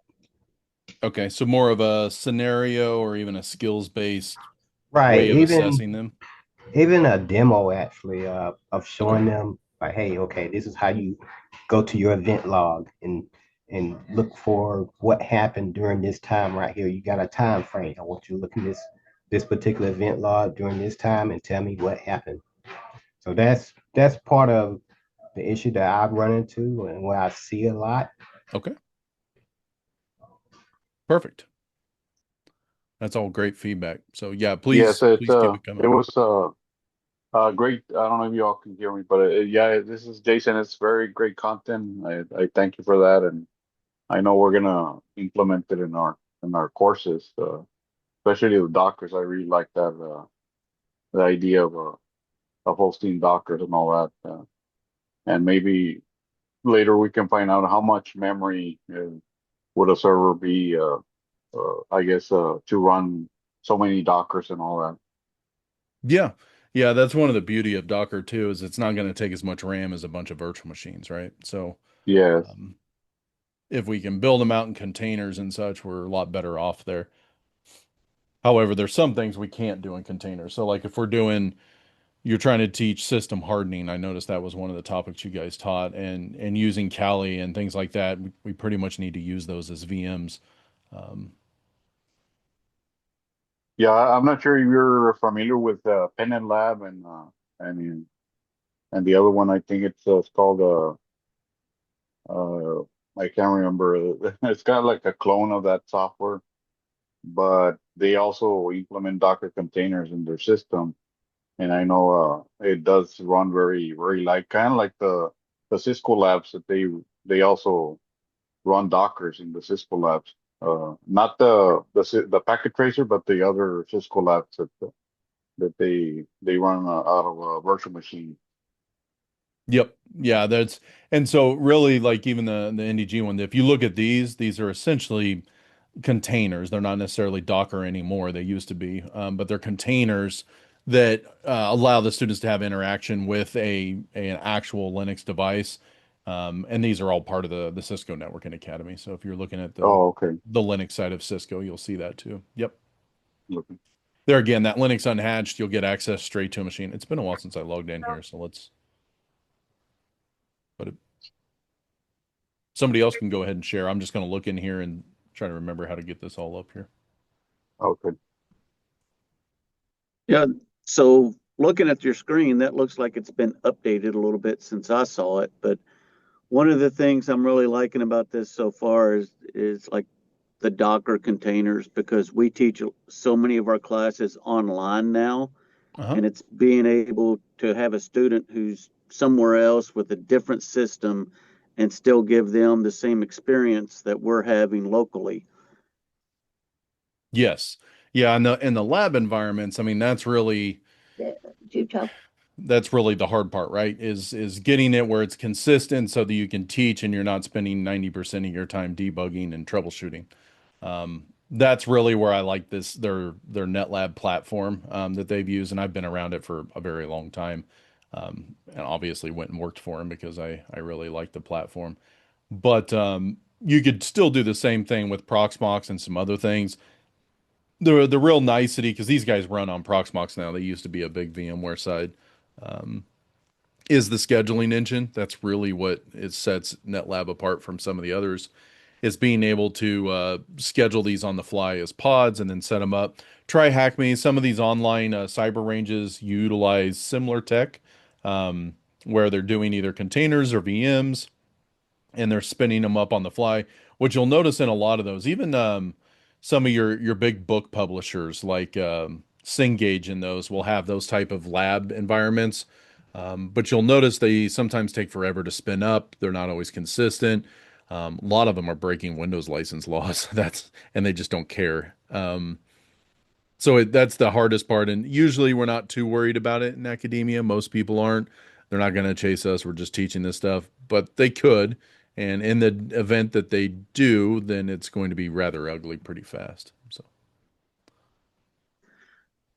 Yeah, so you mentioned Proxmox a couple of times. I would like to, if you have a chance, go in a little bit deeper on that. We yeah, actually absolutely. bought a brand new server to host VMs on, and then our system state IT department said we couldn't do it because we wanted to share it with outside colleges. But if we're going to do it just for our college system, we can do it. So we thought about setting up some VMs on there to have students interact with. But like you said, VMware is no longer free, so we're looking for another option. Yeah, Proxmox has definitely filled that void. There's no question about that. And so, when I worked with NDG, we had this fantastic partnership with VMware where we could get students licensing for rather cheap. You could use it to deploy these systems, use in production. When that dried up, Proxmox is pretty much the change. So everybody that was a NetLab customer had to change over to Proxmox starting this summer, as that licensing ran out it had been in August of this year. So these guys have some really good labs on Proxmox itself. As a matter of fact, some of my students helped write some of these labs because we were using some of this here. So they have some great introductory setup and management labs, and then they also have some advanced labs. Now, note, you guys are all instructors, so you can get free access to those labs. If you guys need just some training to get up to speed on it, you could absolutely do that for yourself. You just simply come in here and say, I want to demo some specific content. And in that content that you're looking for, you can go through the demo labs and it will let you select any of those options that they have on their online platform. So I strongly encourage you to do that, especially where you're trying to get up to speed quickly on Proxmox. It will at least teach you the basics of what's up in there.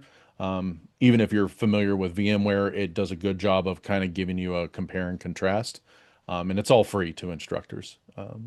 Now, to use it in the classroom with students, then you obviously have to pay on that side of it, whether you have the student pay for the per lab or you host your own system and offer it up for free. Um, Outside of that platform, you can absolutely do your Proxmox and stuff.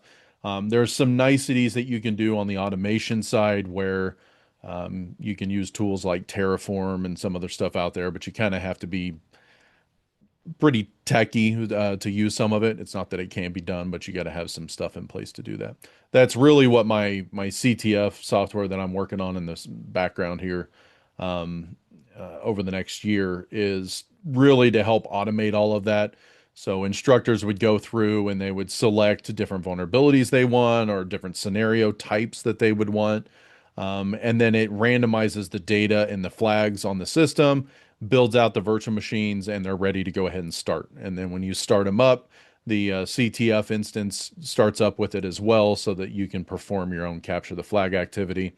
How many of you are familiar with CTFD and have used capture the flag type stuff?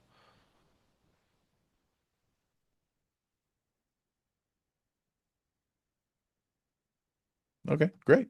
So not very many. So On the capture the flag, if you're not familiar with that concept, there's usually two different styles of capture the flag. You have your Jeopardy style capture the flag, which is where you get a bunch of questions.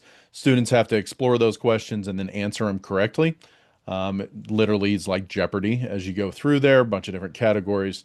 That's typically how most people get into CTF events, and there's a lot of those available for free for students. I encourage you to use those free CTFs that are out there like that in the classroom, use an as an assignment, that kind of thing. Different institutions put them on the same every year. It's a great way for a student to get access to that. Um, I like NCL is what I use with my students here, the National Cyber League. It's a great way for them to get access and control and how to do those kind of things. And then the other style of CTF is where they're actually going to break into systems and try to find flags. And flags are going to be in the form of flag, curly brace, something, curly brace. And so they have to type that flag into the CTF system and figure out how many points they got awarded or which one they solved. The biggest system for doing that testum is CTFD. And it's a really easy software to stand up. You can use it as a Docker container. So I'll give you guys a Docker Compose that you can use to stand up a CTFD instance. An example of this in play, since I still have it running and forgot to shut it off for my penetration class, but this was their capture the flag CTF exam for my penetration course, or penetration testing course. And so the first phase is they had to go through and answer these Jeopardy questions. There was 4 categories with 10 questions in each category, so that looks a little something like this. So in the challenges, you have network exploration, web exploit, system, and cryptography. When you click on one of these challenges, it asks a question here. So which packet pattern indicates an IDS evasion ACK scan? So this would be something like flag ACK and submit, and then it would either be correct or incorrect, and they would get, a challenge of what it would be in there and hit the X, and then that unlocked the second one. And you could do it in this fashion, or you could do it to where they get all of them, and it really looks like a Jeopardy style board if you wanted to. That's one method. That's the Jeopardy side. And then these other ones down here were recon challenges. So they had to go to this VM that I provided them access to. They had to figure out a bunch of recon on it to answer questions that were in here, like identify how many TCP ports are open on the VM and then submit that number. So in this case, it was something like flag 10, and they would get the 20 points for that, or in this case, 100 points. You can also do these hints. So if they want to give up 20 points, they can get a hint, and it would say use a full TCP scan within map, and that would allow them to get the full number of flags. So these are skills-based challenges. This is usually what I use in the classroom to help students test their skills. In other words, I could care less whether they get a on a quiz or on an exam. I want to know whether or not they can take the skills they just learned in the labs and everything else, and can they actually do it in a live environment? Because a lot of times, students are going to cheat, and that's one thing about this. It's really hard to cheat if you have to hack through the VM and find the flags yourself, kind of thing. So, and a lot of times students will complain in the beginning, and then they get lost in it. So I've had students this last time around, this was a class of about 12, I think, in there, grad students. And they were doing this stuff at 2 and 3 in the morning, and I was up watching them do their thing and kind of giving them hints along the way. The backside on the admin's pretty simple. I can then come in here and see these students and their scores and stuff that comes through here. We can check out the scoreboard. They can see their scores at any point in time. So here in real time, we can see who's getting different scores and leading up to the top. You can see here where I tested a theory that if I posted the actual answers, nobody would actually listen to it on Discord. Eventually, some people caught on that some of that was out there. But at the end of the day, those answers, even them solving all of these challenges and getting their quote unquote points, isn't how I scored their final grade. It was part of it, but it was only a portion of it. Because at the end, on each one of these VMs, for example, the reconnaissance ones, they got a bunch of information on what the tools they should possibly use in order to get through there, what they should not be able to do. And then they had to end up running a full report on this. And so they had to submit this report back to the LMS, in our case, Blackboard. And that is really what I wanted to see. So they had to keep a running log of everything they tried and everything they found. And that way I could also give them points for, okay, you were going down the right path. You just didn't type it in right, or you just didn't find this one little niche, but you were going down the right path. So I could give them a little points there if I wanted to. Or if they were getting stuck and they just didn't get the right format, we could shove them near that. So it's a really cool tool, and students have a lot of fun with it, given that it's a gamification of learning that same knowledge. Do you guys use any kind of gamification in the classroom?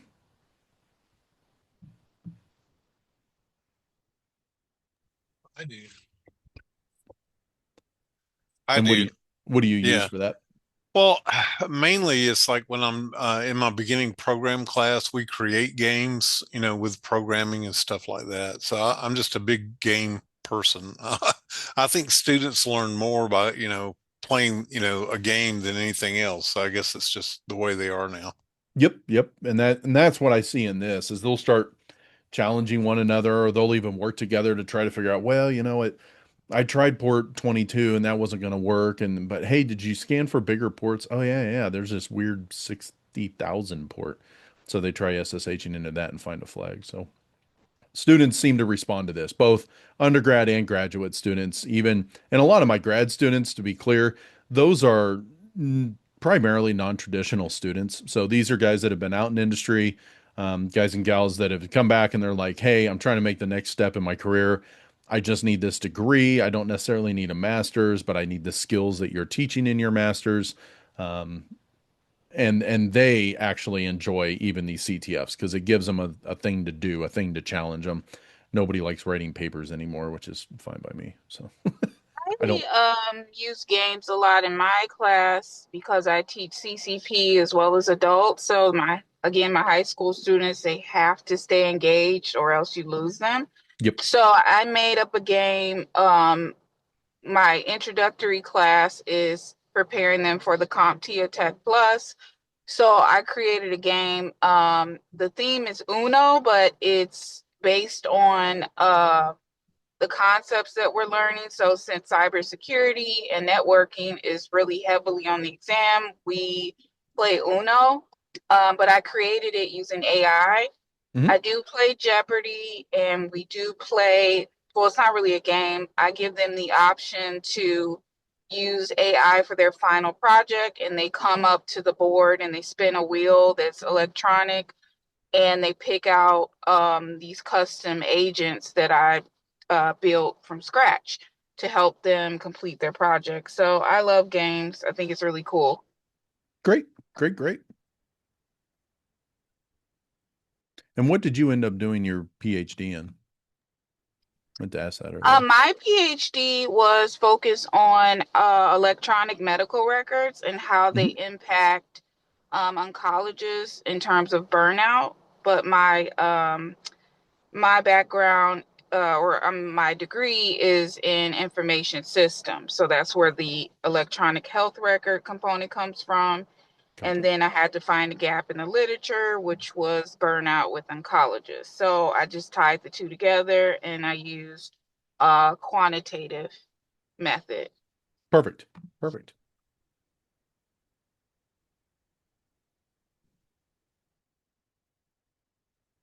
I love those real life experiences that you can bring back in. That's really one of the blessings I've had as being an instructor coming back from industry and I stay in industry. That's probably, I've had just this year, I've had people that have really hated that I'm, working while I'm also teaching and this and that. And then others are like, no, that's silly. That's the only way you stay fresh because you can only study so much, right? You can only attend so many of these workshops and some of this other stuff, which is great that we have that opportunity for professional development, but nothing beats doing it in the real world. And it's really hard to get the time to do that.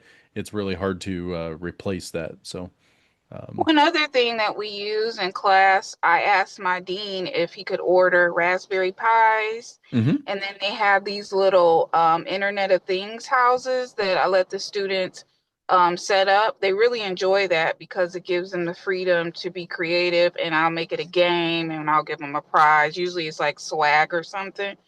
But I try to keep the class engaged from the time they come in to the time they leave, because there's so much high energy, and it's typically a lot of boys in my class. Gotcha. Yep. And that's one thing that I've seen too is these guys really like their games, right? Keeping them invested, keeping them interested is always hard to do.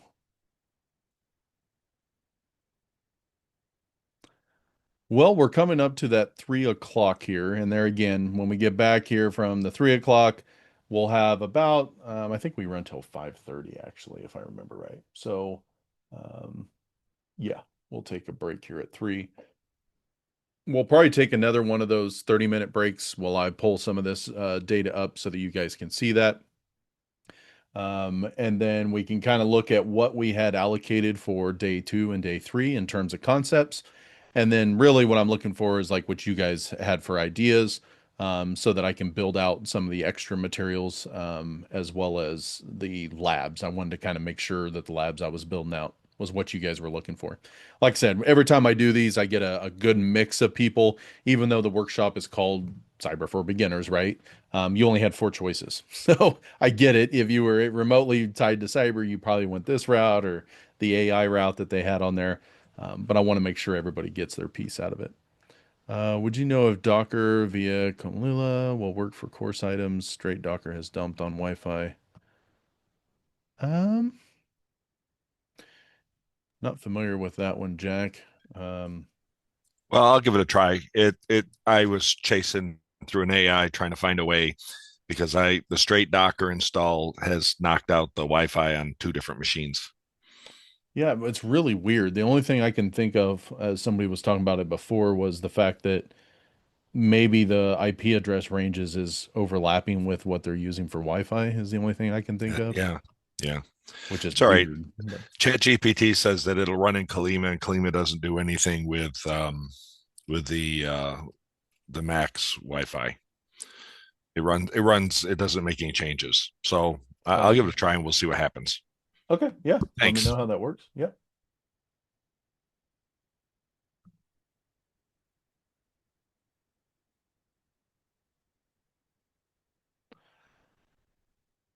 All right. So, like I said, we're coming up closer to the break here, so we're just going to take a little bit of an extended break. We'll plan on coming back here. Let's do 3:20. And at 3:20, we'll kind of go through, like I said, what I had for day 2, day 3. And then I'm really hoping that everybody pipes up over chat or over the voice here, and we can kind of get a plan for what we are looking for in the rest of the week. All right, pause some recording. All right. Well, let me see here. I want to pull this up here.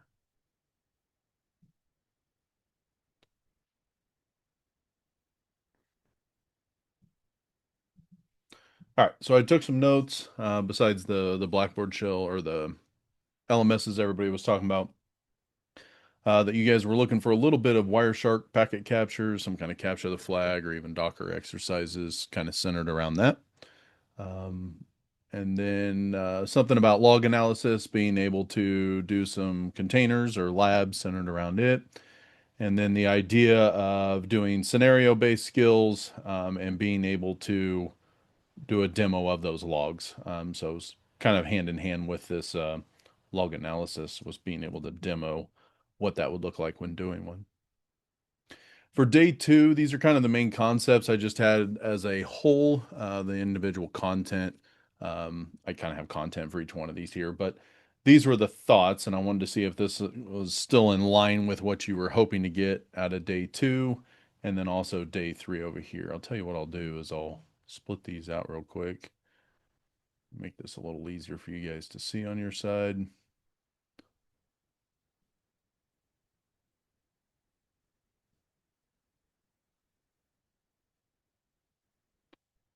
Let's see if I can clean that up a little bit. My snap is not snapping. There we go. There we go. So take a moment to kind of look over those, see what you guys think. And then what I'm really interested in is the lab side, or if there's additional topics that you guys want to get covered. Um, and then I can kind of expand that here this evening. Like I said, you're free to come off mute or put in the chat, whatever you think, but kind of go through those.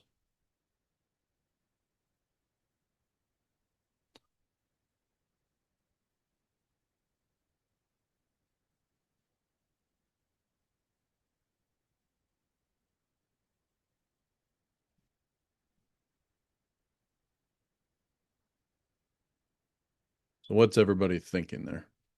Are they reading, or my audio not working? Looks dense. Okay, that's actually what I was wanting to get, was feedback. So knowing that, so when I originally started out, this was about half this material.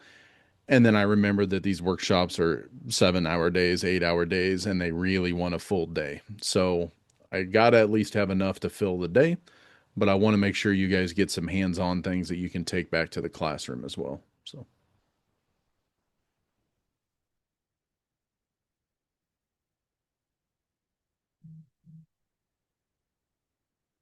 Okay, great. So of those listed, which ones would interest you in having a lab or a hands-on component the most?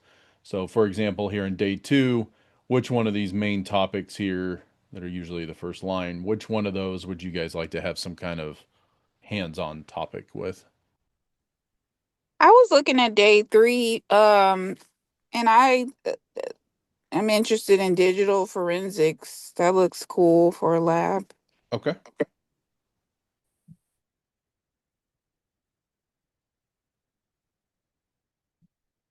The SIME lab, okay.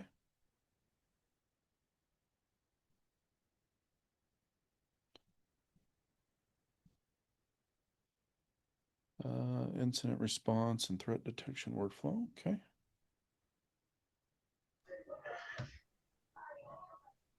For a new student getting their first job, I think the incident response would be a good one. Okay. They're going to need to know how to do that, and having a leg up on it would definitely get them a plus. Yeah, and so I think the way some of this could work is we could deploy some of these in like VMs. Um, these are a little more heavy hitting labs, so to speak, meaning um, getting those concepts in as a beginner may be a little more difficult. It's not that it can't be done. It's just that they're going to require some software. So, like a question came in, am I going to use Waza for the SIME type thing? And I could do a full Waza deployment. Um, in like say a container, or actually it'd have to be a VM or something in that realm. Um, it could possibly be in a container. I'll have to do some looking to see what we could do there, where you could get all in one. I'll see if I can't do that. So let's see. It wouldn't be super robust just simply because of its usual footprint is broken out into multiple VMs that actually run on different servers. But I think we may be able to load one up with enough demo data that we could explain a little bit there. That would get us that log analysis that we were looking for, that kind of stuff. So, okay.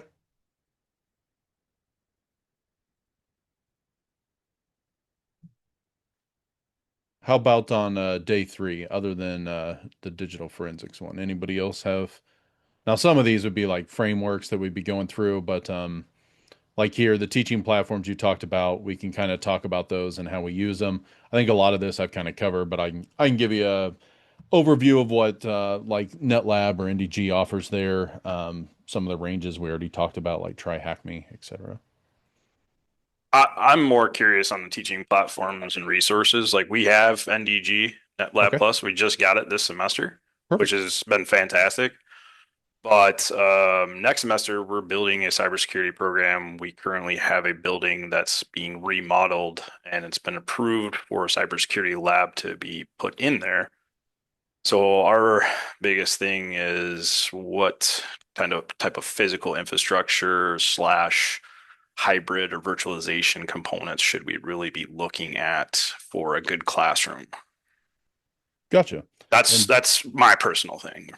Have you deployed your NetLab yet, or in the works? The NDG NetLab, yes. Okay. We've been using that since the start of this semester. And are you looking to build in addition to that, or basically do custom labs with that? To have access and custom labs using that system. Right now, we don't have anything cybersecurity related or any security courses, so we're not using it for that aspect right now. Okay. And you did purchase the one for on-site? Yes. Okay. Yes, we have 32 pods that we use. Fantastic. Yeah, that I can definitely help you with. That's bread and butter to me. Great. Yeah, that'd be helpful. And then what we don't get through NDG will definitely help you, or basically ask me to help you with when we get through there. So that's no problem. Let's see here. What did somebody else have? Hands-on, attack, and defend on day 3. Okay. Something like this here that we could do that would be out for users. Okay.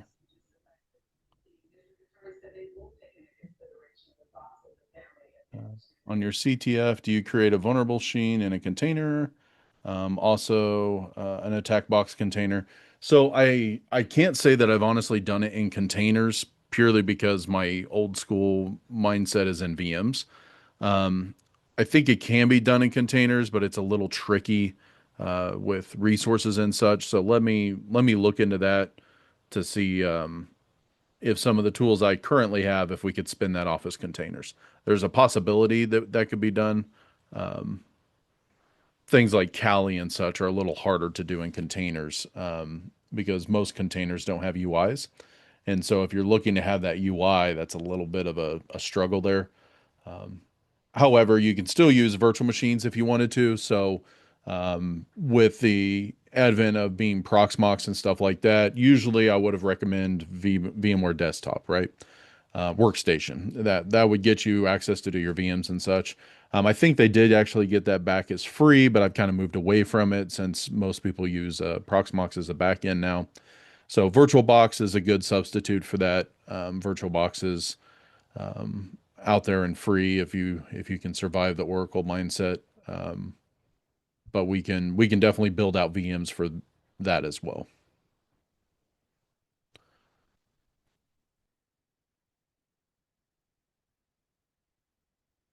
That's one of them is, like your attack box. If you're having Kali up and booted up, and you're using a true full Kali, you're going to need RAM. You're going to need some resources in order to run that operating system.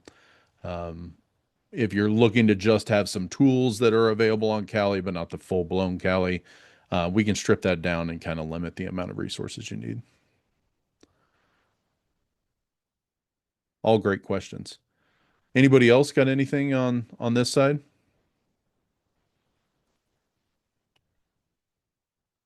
So usually what I try to do is get down to at least this one for that last day, where we have some kind of capstone that's taken a little bit of everything that we've talked about, and you guys can turn around and use it in the classroom as kind of a skills-based CTF, so to speak, or a skills-based assessment of some sort. Is that of interest, or do you guys want to focus on these other individual labs? And it's okay if it's the individual labs. That's why I said I'm flexible on this side. So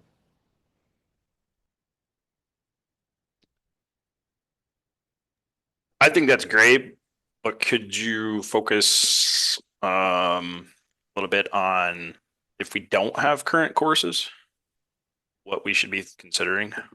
yeah, so almost like a lineup of what I am teaching and what I'm teaching in those courses. Right. Yeah, absolutely. That'd be great. That would be great.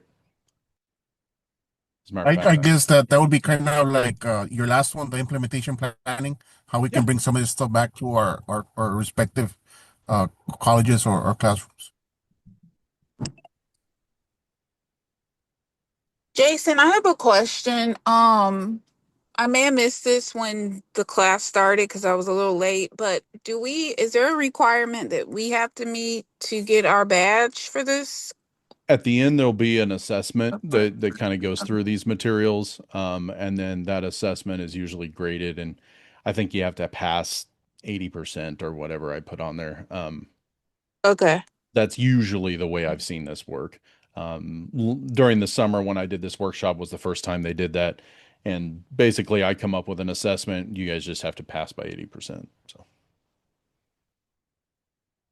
Thanks. yeah.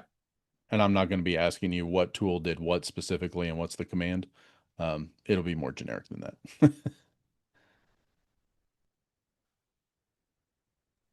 Bless When I, you. what's that? Bless you. Yeah, I'm an instructor too, man. I get that. That's no, no, no. On this lab section, there is a pre and post assessment. These will get filled out. Like right now, it's just a demo one.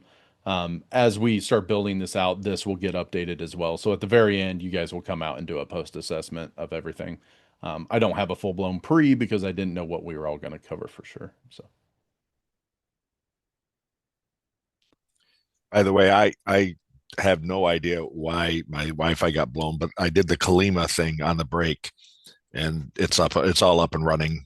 No fantastic. problems. Docker's there, the labs are there, they run. So I don't know what that was, but Awesome. It's glad that I'm working because I couldn't help you on the Wi-Fi. I can't say I've ever seen that in all the times I've used it. our network manager came over. He was a little stumped too. It seems like something changed the network configuration on the machine. It Huh. blew away some of the configuration stuff.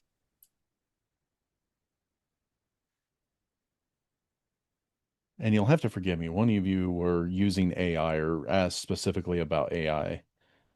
Who was that?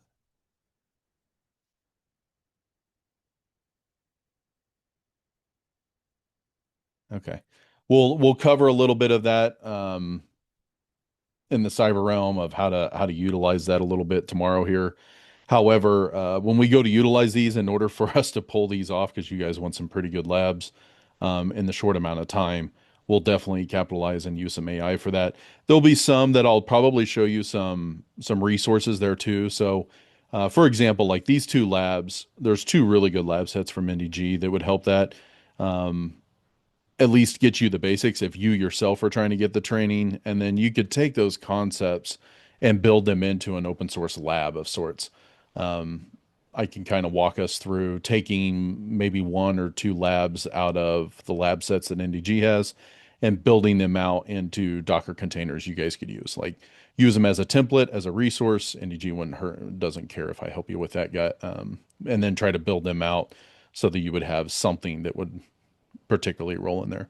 Like here, where we're using autopsy and those, you're going to need a full virtual machine for that kind of stuff. Um, and then being able to carve things out of there. So I had also helped write those lab sets, so we're good there. Anything else that you see up here that you would like to add, or maybe you would like to remove out of here? Like you said, it could potentially get fairly dense. So if there's anything you would like to drop, or if you would like to at least get a high level of some of this other stuff that's out here listed.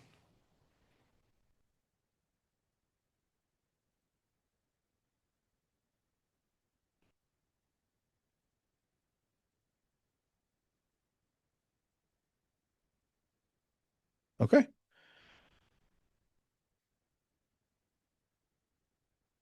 So let's see here. Like I said, we got to at least fill the time to 5:30 here. So some things I can think of or tools that we may need is one, if you plan to do any of the Docker stuff on your own, that would be now would be a good time to kind of work on that, getting Docker installed if you haven't already got it up and going. If you're unable to do so and you need pod access, how many of you would need that pod access in NetLab? And it's okay if you do. Pod access. Okay. So I'll tell you what I'll do is I'll kind of pivot here. I can leave it recording. That's fine. Let's see. It was you, Kirk, who wanted NetLab stuff, right? Yes. Okay. So tell you what, you get a free crash course on custom labs now because we need to build a custom lab for this.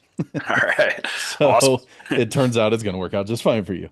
Um, yeah, so there's a couple of ways to get started. Is everybody okay with that? I'm going to walk through essentially a process to build up a virtual machine, build a custom lab on NetLab, and then actually deploy it. Now, even if you don't have NetLab, the process is great because at least the virtual machine portion of it you may be interested in so that you can build that out, use it in the classroom. I will primarily focus on Proxmox here because that's what runs the back end of NetLab. But you could obviously run Proxmox in your classroom on a laptop, a desktop, whatever, and be able to deploy the same kind of VM. The VM that I deploy, if you guys end up wanting that for whatever reason, it's not going to be super fancy, but I can get you the export of that backup, or I can allow you to have access to that here down the road once I get it backed up and pushed. So let me get some tools pulled up here.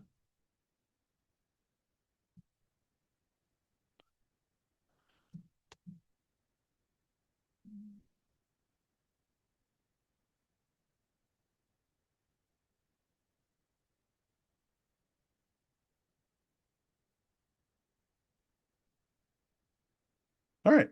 So what I have is just kind of a dev Proxmox backend. Now you could do this with one simple virtual or one simple server. In this particular case, it's kind of just a dev cluster that I have set up for doing development for NetLab. Again, the same process is going to work for you guys building out your labs. So I'm going to get that up here. If I remember my logins. Oh, nope, not that login. That's why. Okay. So in this case, I have three individual systems over here that build just different virtual machines. It's just a dev environment for me to do some custom lab work. Um, in this case, I've got, it's also where I'm doing a bunch of CTF type stuff. So you'll see some CTF VMs. So I'm just going to bounce to my last one here, which should be probably the cleanest. That looks good. And we'll need to start with a fresh virtual machine. And in this case, I'm going to kind of tweak that a little bit to fit the settings in there. So let's just start with create VM. I'm not really worried about the VM ID at this point. Let's just call this our Cyber for Beginners client at this point. All right, and I need an ISO image. In this case, I would prefer to use Ubuntu Desktop. Doesn't look like I have it on here. So we're going to hold off on that for now. Let's just go back and we'll go get Ubuntu Desktop. So the best way to do that on a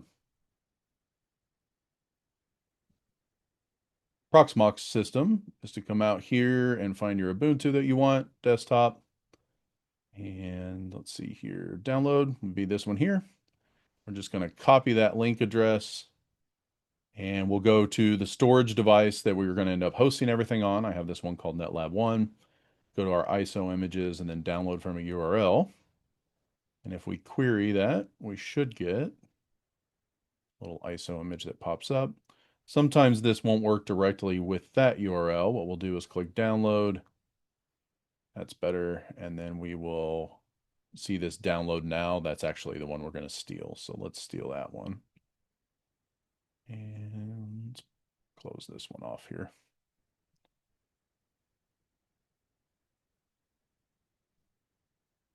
There we go. So we queried, found the ISO. We're going to download. We could do a hash algorithm and check some if we want to. I'm going to ignore that for now, and we'll just get it downloading.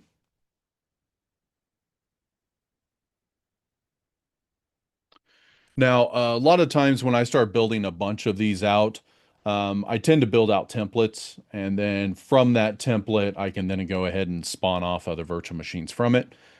So I at least have a baseline, so to speak, that I use for all the different labs I build out. I don't have that on this system, so I want to kind of show you that from scratch. How much RAM do I have on my Proxmox? So these little guys are little MSO1s, actually, from mini forums, believe it or not. And it's a little holding the tooth now, but they work great. Let's see here. They've got different versions of them now, but MSO1. So I've got 3 of these is what makes up this little Proxmox cluster. Obviously, you wouldn't need 3, but I have other guys working on this little dev cluster with me. So this one here, running the 12900 actually, and then it currently has 96 gig of VRAM in it, or RAM, not VRAM, just RAM. You wouldn't necessarily need that much. That's just what I bought when I maxed these out at the time. Now, my big NetLab systems, the ones that run in the background for NetLab, those will go anywhere from 256, 512, 768, depending on the big ones that I run for the large lab environment. So if we look at those, it would be something like these, which would be,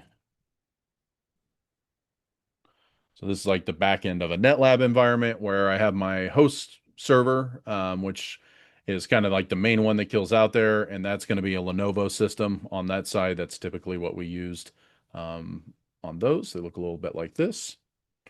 And so this Lenovo system has 256, or I'm sorry, RAM 128 on that side. That one has 2 CPUs, dual 48 cores or more, somewhere in there, 112 total. Now that's counting cores is what that's counting when you're doing virtualization. So, and a lot of, I believe that's actually hyper threaded out too. So you can cut that number in half. The larger Lenovo systems like these over here are my big guys. So those are a little old actually. These are the newer ones. So 128 and 768 in RAM. Now those are hosting very large platforms with a lot of virtual machines. So those are hosting out several pods for NetLab. And it could have upwards of 20 students hammering that all at once kind of thing. For just a little Docker type setup, you can manage that all at the same time. So that's where NetLab comes in. NetLab is where they're allowed to go in, make a pod reservation, a pod being a collection of virtual machines. And those virtual machines all fire up. They use those to complete labs, and then they shut down that pod, and it automatically reverts it back to where it started so that it's clean and ready to go for the next student. If that product originally started out with Cisco gear, so it was a way to timeshare Cisco gear so that you didn't have to have a set of router and switches for every single student, that students could get in there and schedule time on those. And then at the end of the reservation, it wiped the router and switch and put them back in a platform that they could go ahead and schedule for the next student. It was a great way to stretch a little bit of equipment for a lot of different students. Same concept holds on virtual machines. So you don't need a ton of resources to serve a lot of students, especially if you are making sure that they do those on their own time. So if they're scheduling 24 hours a day, then you may only need, 12, 15 pods of any given type max to service hundreds and hundreds of students.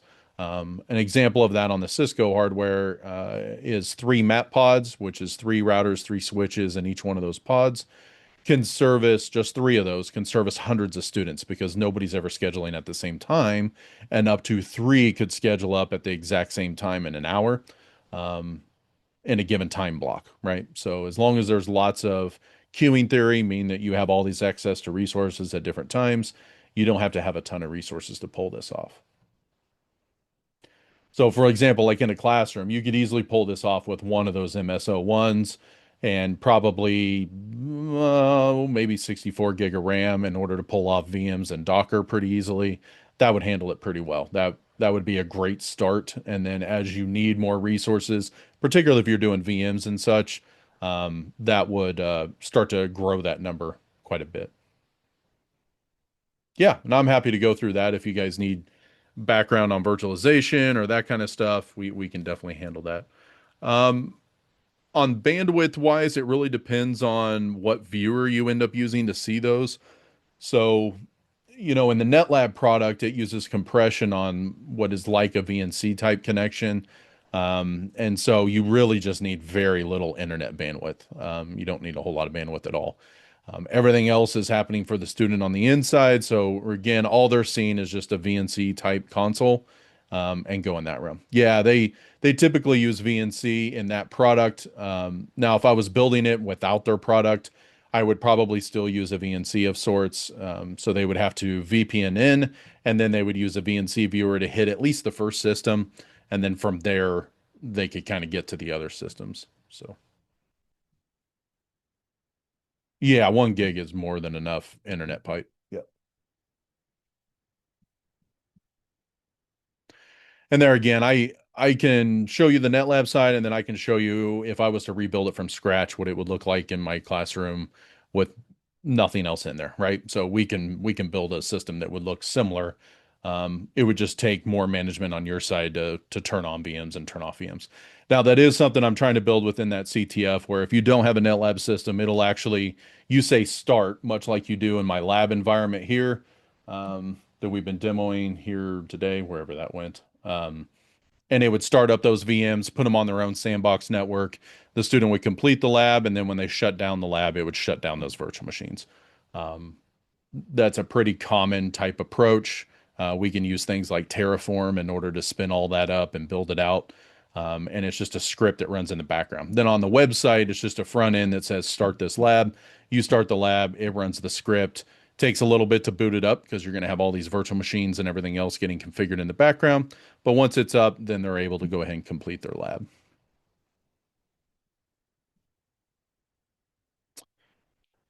We used to use NASs. I don't use a NAS anymore. All these systems have local storage, which is infinitely faster than using any kind of SAN or NAS. Um, so I still use one, but I primarily use it as a storage location for offsetting old VMs or archival purposes, that kind of stuff. In here, you'll see these PBSs, which are Proxmox backup servers.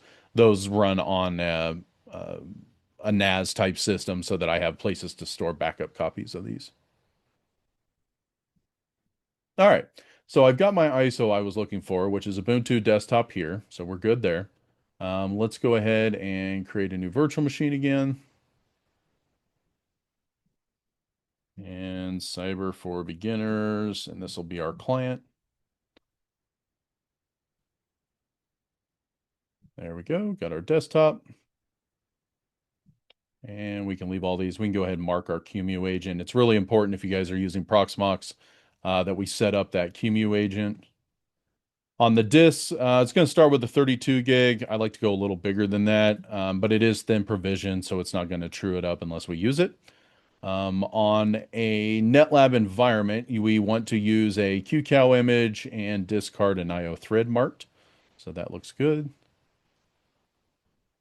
On the CPU, single socket's fine, but we definitely want at least dual cores.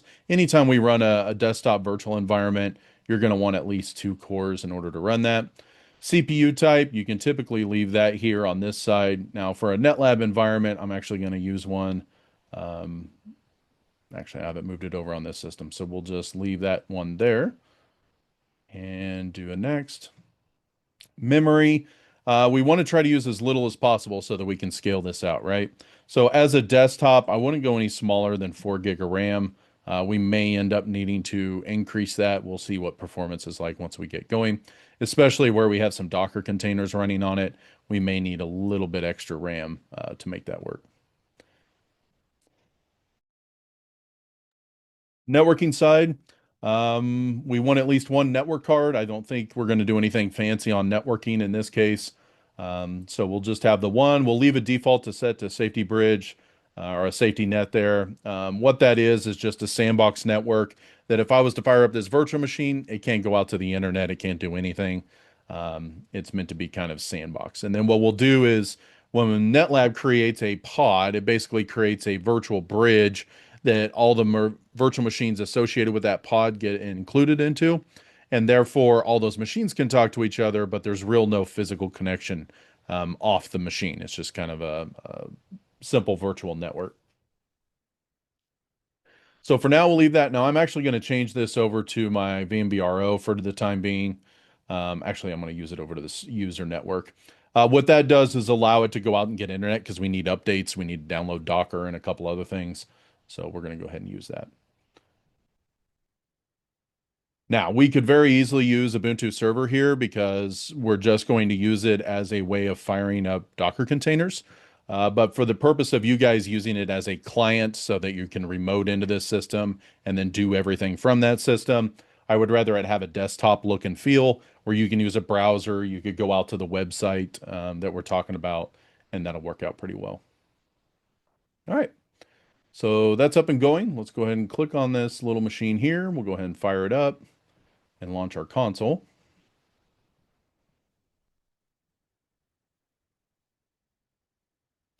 Now there's a couple more tweaks we'll need to do that VM, but we'll go ahead and at least get it installed here real quick.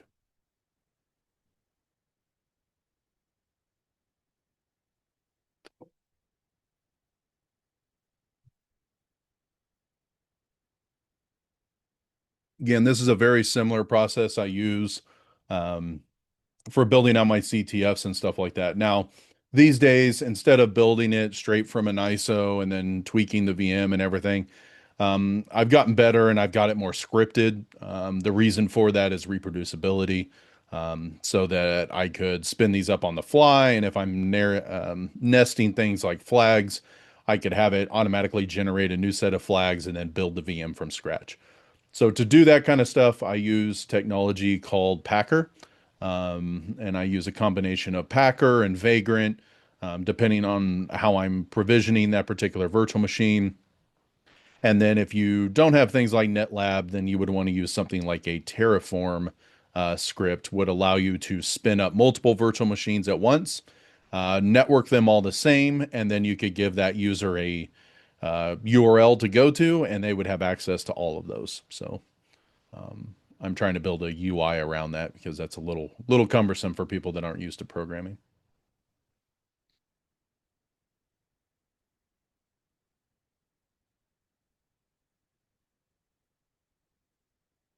So one thing I forgot here is I want to give this way more than 4 gig of RAM. So I'm going to stop this. Normally I wouldn't stop it like this, but I need to. So when you're doing initial operating system installs, give this guy some breathing room, because it will take forever to do a decompression of those files, etc. So for temporary, I'm going to go ahead and bump that up to 8. I'm also going to bump up those processors to a 4, and that's just going to speed up the installation. Then I can back it back down. So let's start that back up here. You'll already notice a big improvement once it gets going.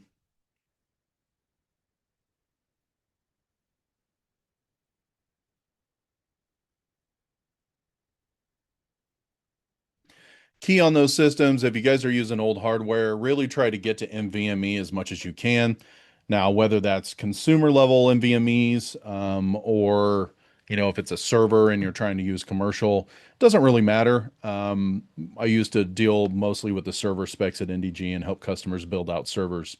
And one of those is you can use consumer level NVMEs all you want. I use them in a NetLab environment in which they absolutely get hit hard, way harder than you would ever use them as consumer level drives. I did that and revived some old Dell 710, 720 servers that we used to have that were essentially decommissioned on their way to e-waste. We put some consumer level NVMe drives on PCIe cards. We're able to rebuild them, use those drives, and people said it was nuts. There was no way it was going to keep up. And after 6 years of students beating up labs on there, we had a wear level of 2%. So NVMe drives have come a long ways. It's not the original SSD days. You can get by with quite a bit on some consumer level NVMe's. So $100, you can get a decent drive. $200 to get a little larger drive. Obviously, don't go buy the 8 TB $1,000 guys, but you can get away with some cheap resources there.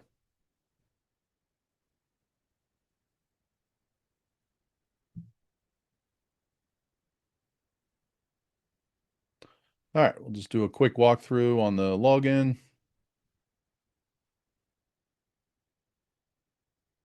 Oop, should have said wired connection there.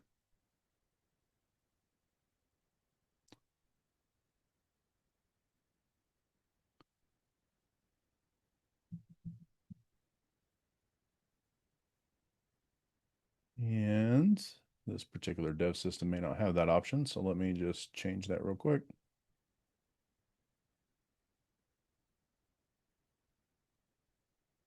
There we go. Now it's got internet. All right, so we're going to go ahead and install. Just going to do the basics. We don't need anything excess. Try to keep it as small as possible. And we'll call this and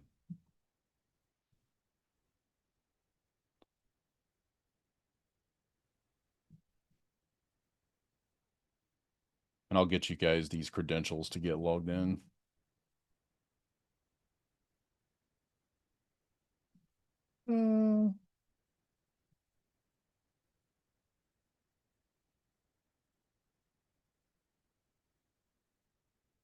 Great. I don't think we need that really long computer name. Let's just do this as a client.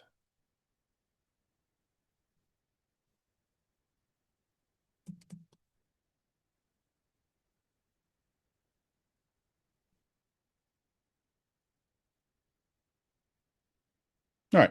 So hopefully that won't take too terribly long. These systems are usually fairly fast.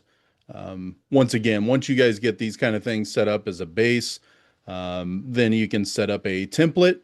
These days, there's a tool called Cloud Init, which would allow you to modify things like the system user, the system name, things like that. So I can just clone off this virtual machine, change those particular settings, and it's ready to be a whole different machine if I need it to be. It's pretty handy in cloning those off. Like I said, I also use some Packer scripts, so that's kind of handy. Like on some of the CTFs I build, it's kind of nice to bring those out. Let me see if I can demo one of those. So,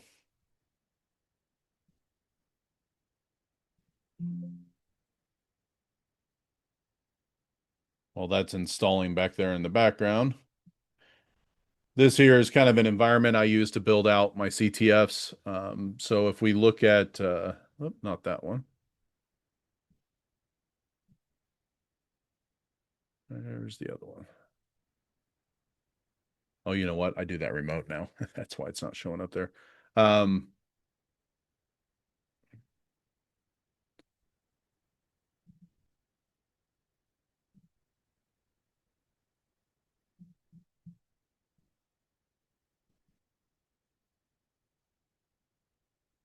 Let's see here. Where's it at? Packer Play. Oh, it's because it's an alt. Sorry. Trying to remember, having used this system, need to get back to it here. I was writing some other software this summer. So here I got this workspace, and then I have these Packer files. And so here would be an example of building out like a Debian 13 box. And so that uses what's called these HLC files or HCL files, which are Packer scripts. And this allows you to set up the ISO that you want to use. You can set up all the credentials for that virtual machine. So what IP address you want it to have, the port numbers that you want it to run on, the disk size, all of that. And then down here I have provisioner scripts. And so once this is installed, it will automatically boot the ISO, select the correct tools, and then start running these scripts to install packages. And that would run things like Vagrant in order to get it up and running so that I can then provision some things. Pivot scripts, which are going to run, such as installing all this different packages of software and setting up different flags in different environments. So it's kind of how I build CTFs now. That Forge CTF that you saw, that's kind of a tool that's going to be able to build a front end for that. So you don't have to know how to build that stuff in the back end. You essentially just have a UI that says, hey, I'd like to have this kind of stuff for my student. As a challenge lab, it will go ahead, build it, spin it off with different answers, and then they can go ahead and challenge themselves. And then if they want to reuse it or you want to use it as a challenge for each individual student, you could have one where every student has a different VM with different flags. Or it's the same VM with different flags. So if they try to cheat and give each other answers, it's never going to give them the correct answer because they're randomly generated flags.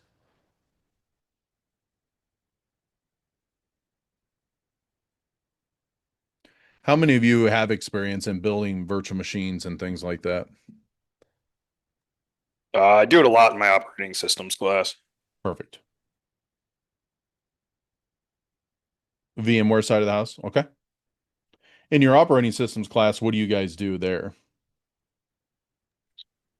It's just to really get Linux operating system exposure. But I'm actually in the process of trying to separate out a completely separate Linux operating systems class so we can get into Linux in more depth. So Perfect. Perfect.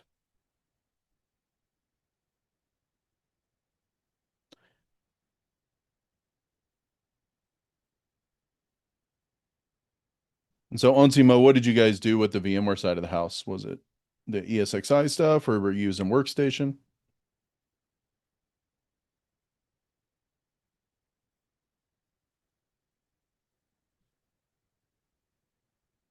vSphere. Okay.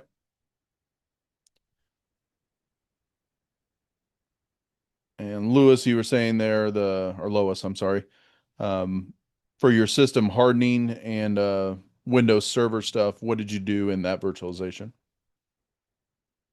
For system hardening, we build an infrastructure for an organization, do vulnerability assessment, and then Okay. we patch and fix the issues in the systems. And with the system administration, also, you have an entire story about an organization that has a peer-to-peer that needs to be centralized. And so you build servers, domain controllers, file servers, and all that, and then join clients to the domain and all the other stuff there. Okay. And so do you have that as a lab environment or do the students have to run it as virtual machines on their computers? So mostly students, we build everything from scratch as virtual machines on their computers. Okay. Okay. And then some also do it in the lab computers in the school's lab. So are you using like VMware Workstation or VirtualBox or? So we use the school lab uses VirtualBox, and so Okay. that's what we use in the lab. Gotcha. But then anyone who uses their personal computer can decide to use VMware, Hyper-V, or whichever one they are conversant with. Okay. Great. All right. So it looks like our base installation got going. We're just going to skip all the virtual pros here, not share that, and we're done there. So a couple of quick changes that we tend to make, change the background. I would like to make that a solid color, not a gradient like this. That helps with the VNC protocol, so it takes less bandwidth that way if you do that. Um, I gotta remember how to do that here. Oh, that's right. I usually have to generate a black image. All right, that'll work for now. Windows is really simple about doing that kind of thing. So we can go dark. There again helps with the VNC protocol and keeping it down like that. Other things you could do, you go in and tweak your screen saver so it doesn't actually go off and cause any issues there. This double cursor you're seeing is actually just this side here in Proxmox. So I can turn off that local cursor. That makes it go away. Great. And then for this particular platform, we wanted just Docker. So we'll go ahead and grab Docker here real quick. And on Ubuntu, that's a little bit different, but we can see what it does here. Take you through that same setup.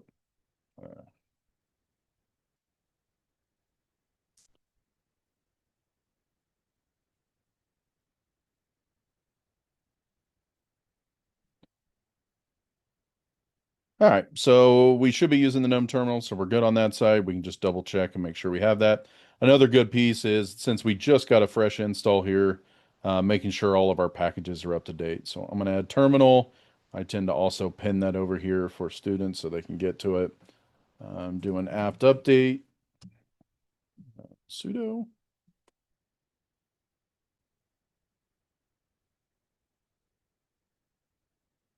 And of course, type it correctly. There we go. And then we can go and do an upgrade.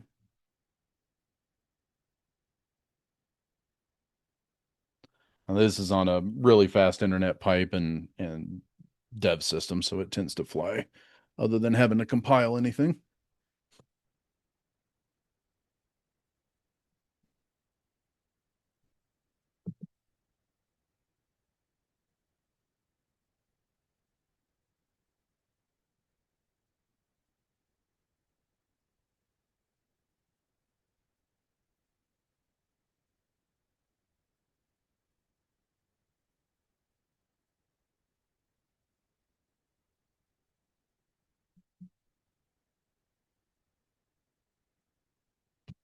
And then we can double check and make sure nothing distro wise needs to be. Those are pretty much my first three commands I like to remove. Looks like everything's good, but we can go and do an auto remove for packages we no longer use. Clean up our disk a little bit. Great. Everything looks good. So now we can go ahead and make sure that terminal is installed, which it should be.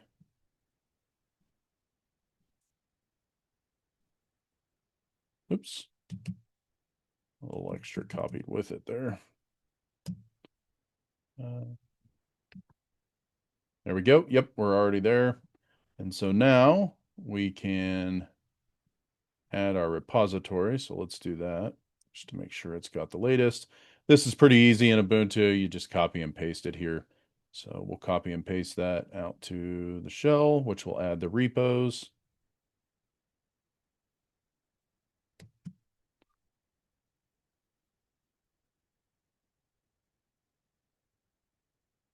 Great.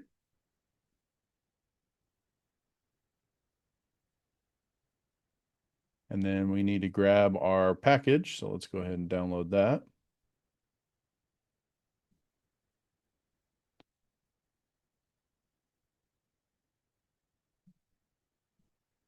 And make sure everything's up to date. So sudo apt update.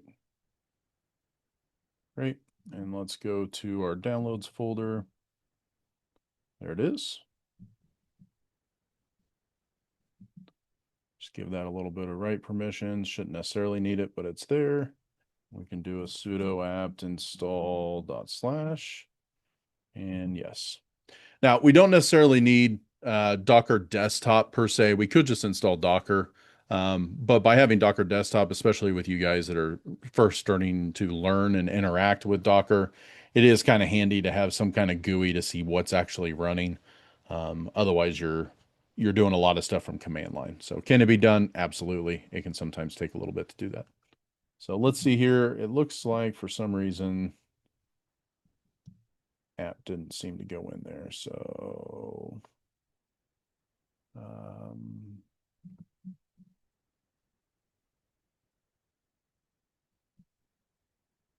see if that's there.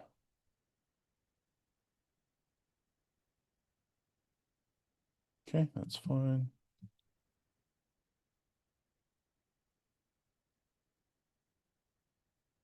All right, so Docker Desktop appears to be good to go. We should be able to see that in here, and sure enough, we have our Docker Desktop. Let's see here. Oh, virtualization is not enabled. I knew there was something I was forgetting. So to fix that, because we're doing nested virtualization here, we'll need to go ahead and shut down this VM.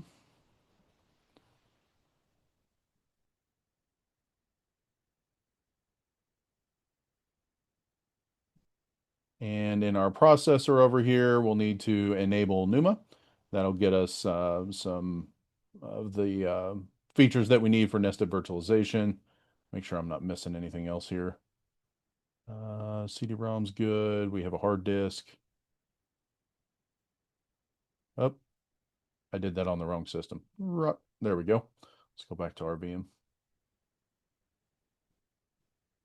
Okay, that's the one we want. That looks good.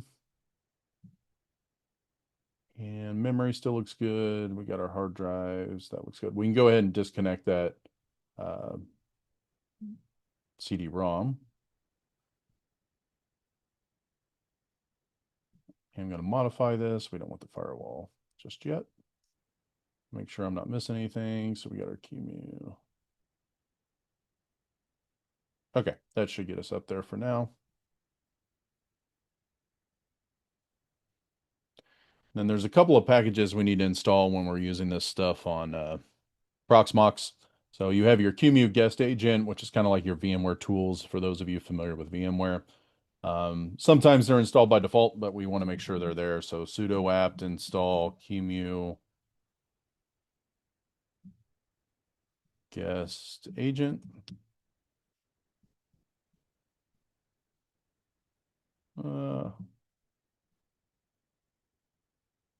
There we go.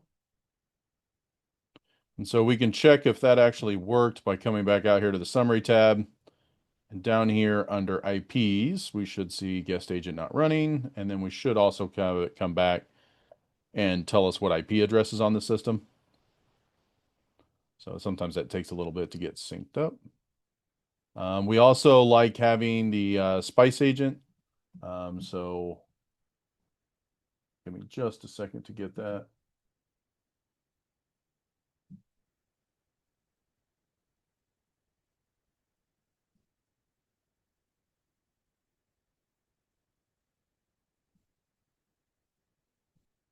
So sudo apt install spice VD agent.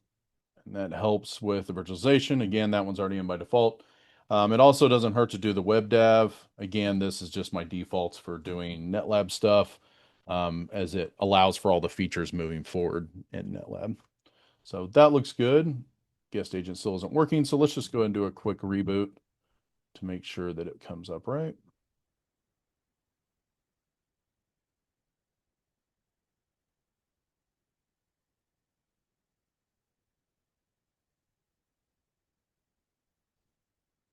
There we go. And now we can see the IPs identified over here, which means our guest agent's working just like we expected to. So now we can come in here to our Docker desktop. Let's see if it's happy now. It still doesn't like KVM. What am I missing here? But there's a flag I'm missing.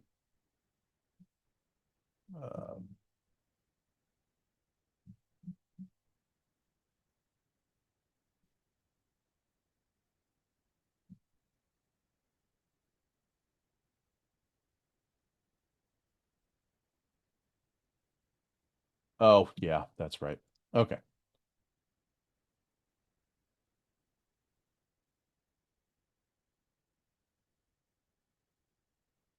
On that CPU, this needs to be host. There we go. And that will let it do its pass through and go through. So let's see if there's anything else I'm missing, but that should take care of it.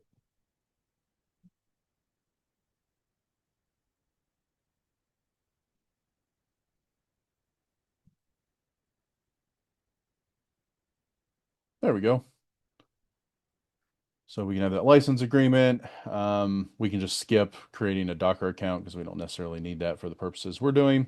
And we should be up and going here. So if we come out here and do a sudo apt install git, that will make sure that we have that git package, which is probably already in. Looks like we're good. And if I do an ls, we're in the main folders and stuff here. Let's go ahead and go into our documents folder. Actually, let's just stay in the root there. And from here, we can actually pull out exactly what we did on our website. So if we close this, should have internet access. And we can close some of these.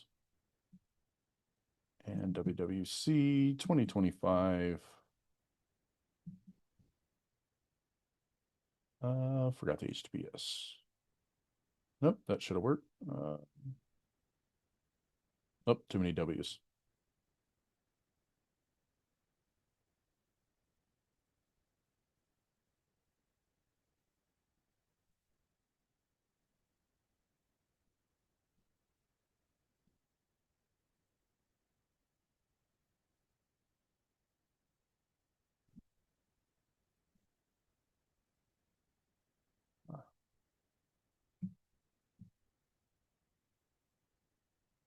Oh, I'm hosting this from internal on there as well. So it can't redirect because it would redirect back to itself. So that's a little bit of a problem. I'll have to fix that here in a firewall rule. But that's the reason it can't pull itself up there. So I'll see if I can't move that off to another host. Anyway, what we were wanting to do was be able to pull the GitLab down. So if we come into our command prompt and we steal that command out of here, I'm just going to use this tool in order to do that.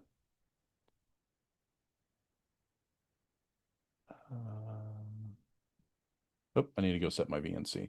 So let's go ahead and do that here.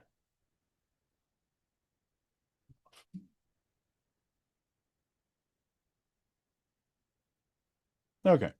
A couple tweaks I like to make in here. So in the display, let's go ahead because we are using a graphic desktop. We'll go ahead and leave it to standard, but we will actually, I'm sorry, Spice. And we want to run about 64 meg in that. And the clipboard, we want to force to VNC. This is kind of the defaults for NetLab. If you were not using NetLab, you can go ahead and just leave that as the normal default there, and use the same credentials on this side. So let's go ahead and save that. On options, make sure I'm not missing anything here. QEMU guest agent is good to go. We also want to make sure we run trim anytime we do that. And we'll talk about how to clean up virtual machines and stuff. I'll actually point you to a website that'll get you that. As a matter of fact, if you go to Kirk, this would be primarily for you as you build virtual machines out specifically for NetLab.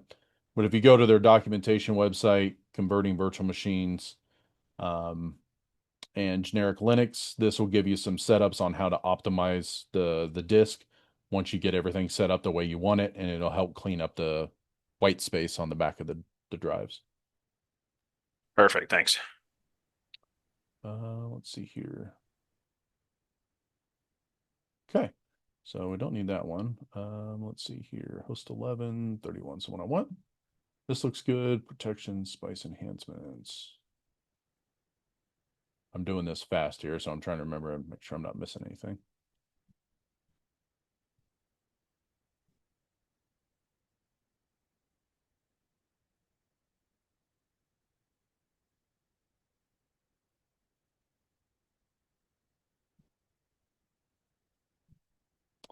There we go. Now I got my clipboard. And that command I ran is just the same one off the main website that we've been going to. That should get us our labs, as we can see here, WWC labs. And then from here, we would have that Docker compose. And so we can run the same command that we're supposed to run, which is initially building out the Docker templates. So that would be this one here. We don't want to run just straight Docker compose up, because if we do that, it'll actually start up all the labs and everything in between. We want to just build out those initial labs. Docker's not running. So to make Docker running in the background, because we're using desktop, you just launch Docker desktop in the background. Make that a little easier for you guys. I'm going to go ahead and pin this over here on the side. And this looks good here. So we'll just minimize that. Run that same command. That looks better.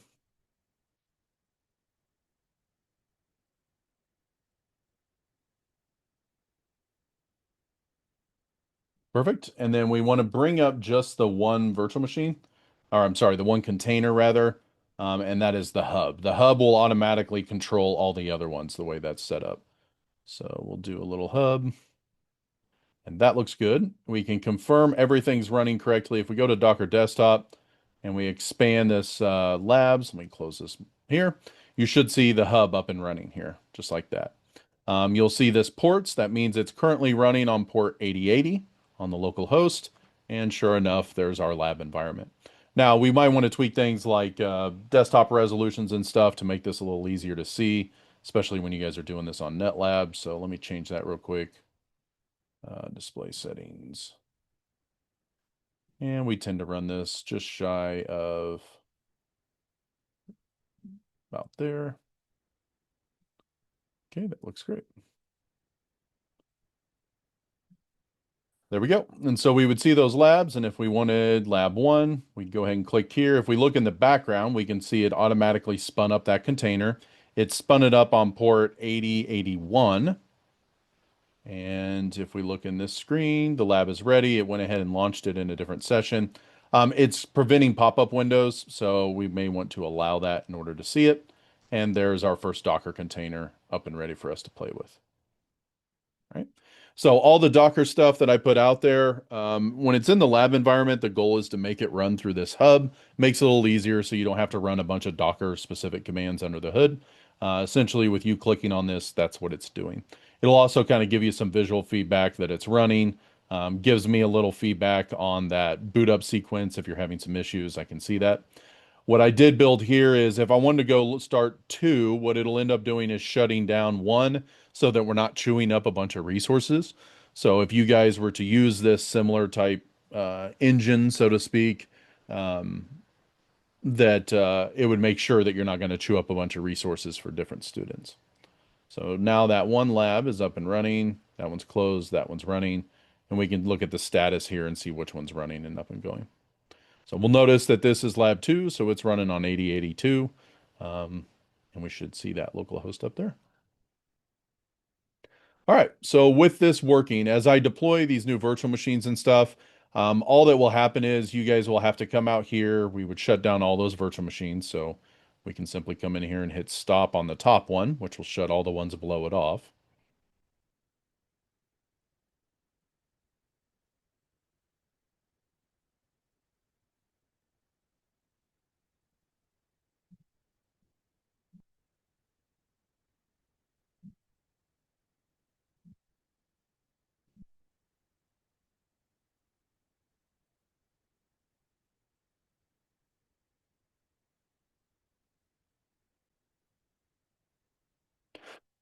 And still attempting to shut that down, but we should be good.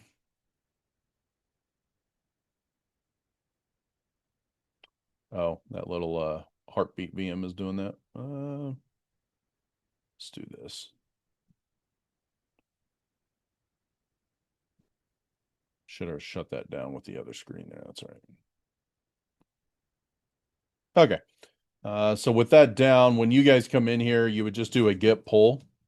And that git pull is going to pull down any changes I make to the repository tonight.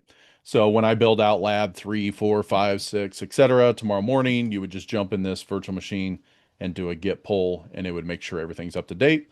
After you do that, you'll need to go build out the new labs. So you'd run that command again. And then at that point, you can run your hub. And once the hub's up and going, you are free to go. You can go out to that website and go. And again, that's just clicking here and you start back up at the hub. All right. So I think this is all we really need for tomorrow, unless I need to do some updates, but that should get us going for the most part. Let's go ahead and power this down. Now, normally for virtual machines and stuff, you would want to clean up your disk space so you don't have a bunch of extra space being utilized and stuff. But for this workshop, that's not a big deal. For me, what I need to do now is this is on my dev environment. I need to get this over to my NetLab environment, which is over here. I use the Proxmox backup server in order to do that. So I simply come in here to this virtual machine and perform a backup on that.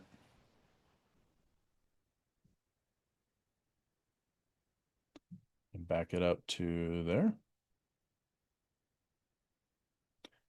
That will also condense some of that white space down so it's clean. It won't be perfect. It would be better if I did all the extra commands that I was emphasizing to Kirk that's out here. So running the trim, cleaning up the zero free space, all this is really good stuff to do on Linux to clean up your virtual machines so that you're using the least amount of space.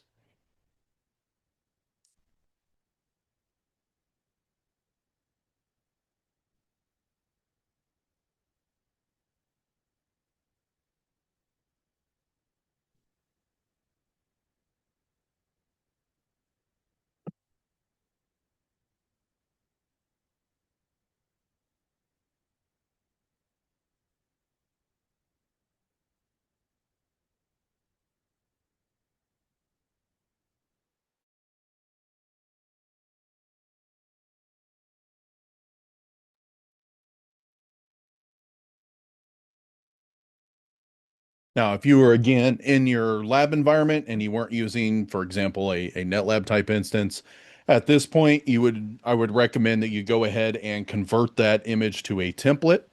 And then from there, you would redeploy it as a virtual machine. That way you always have a copy that you can revert back to if you're deploying it in the classroom. We're going to do a similar approach on the backside of NetLab. It's just NetLab specific. So I have that now on my Proxmox backup server. I needed to post that on my main management server over here. So if I scroll down on that server to my PBS NetLab backups, and we can see that new one that I just put in there. We can go ahead and restore it. And we can leave everything the same, although I could probably bring down that RAM a little bit now. Go ahead and leave the cores. That's fine for now.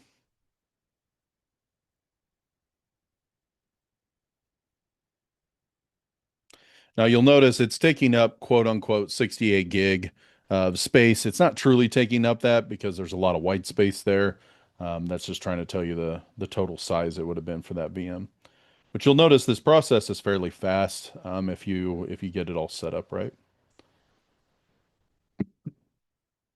Okay, so I have my VM over here. That would be the CFB client. I need to go ahead and create a snapshot on that so I have something to revert back to. In the NetLab world, we call that golden. Okay, and that all looks good. So now I need to bring that into NetLab itself. So let's go ahead and log into that. I can't go there. Give me a second.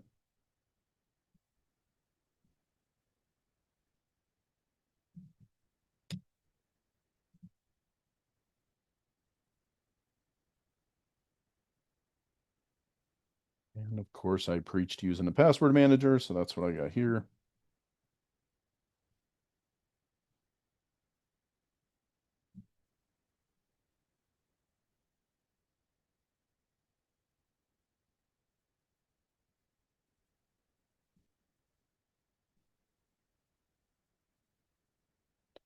Okay, now I don't want to get too deep in the NetLab side of things because not everybody has a NetLab system here, but there are a couple folks. So the process of bringing this in would be to bring that into the virtual machine inventory.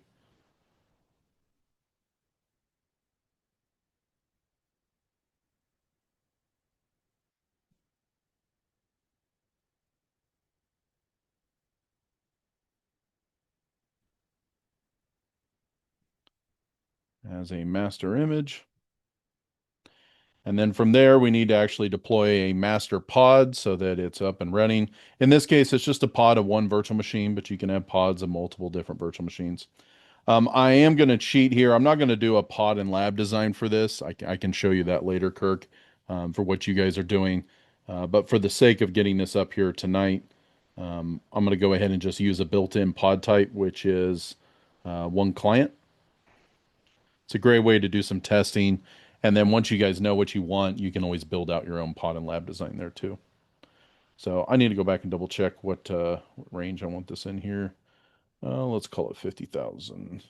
First part being 500. Okay. So I want a one client pod, and we're going to call this 500. And this will be my WCC 2025 master pod.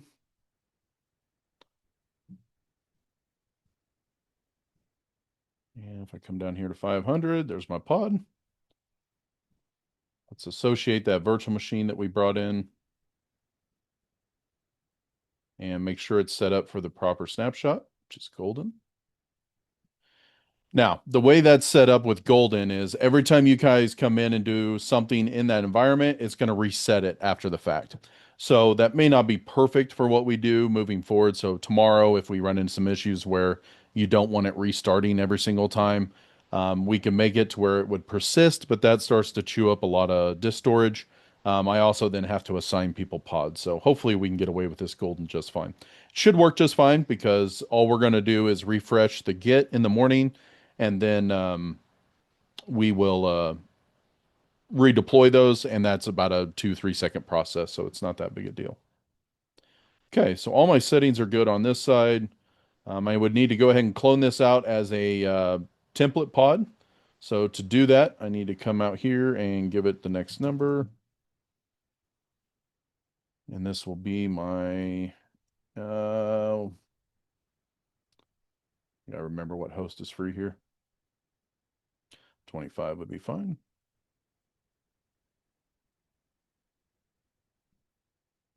So H25, WCC 2025 template. There we go.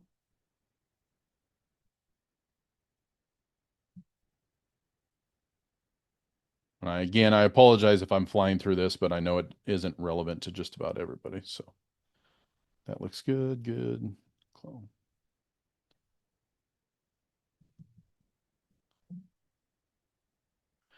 Kirk, did that kind of give you an idea of what it's like bringing them in? I assume you're at least familiar with Yeah, that I have part. to work with the network manager on that side though, because he's the only one that has the admin access for the backside. Gotcha.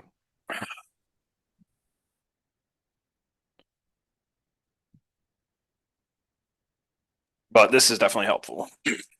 Cool. And Robert, do you use something like this, or you were just looking as a different option? Is that what you were saying? Yeah. So, like I said, if you're just using raw Proxmox at this point, you could just leave that dev environment that I was just showing you earlier. You could leave it there, do it as a template, and then you're ready to start cloning that off for students to use. And then you would just assign them to those individual virtual machines. You could do that through permissions in Proxmox. So what they would do is log into the Proxmox UI. With their account, they would only have access to one virtual machine under there, and they could go ahead and launch it in that fashion. That's one way. Another way would be to build a VNC proxy in which it would connect to your um,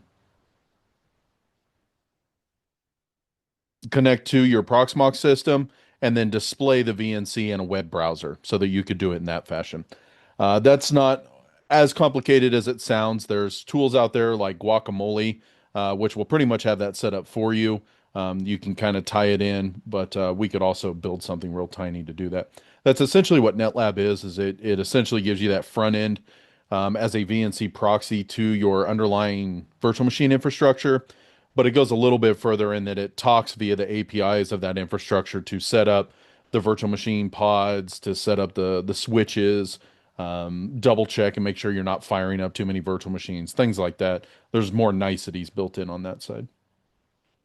From a NetLab perspective, the new method is you go from your masters to your templates, and then from your templates, you go to your worker pods. So we're going to call this 50,001 just to keep it away so I can remember to delete it later. Let's copy this out here.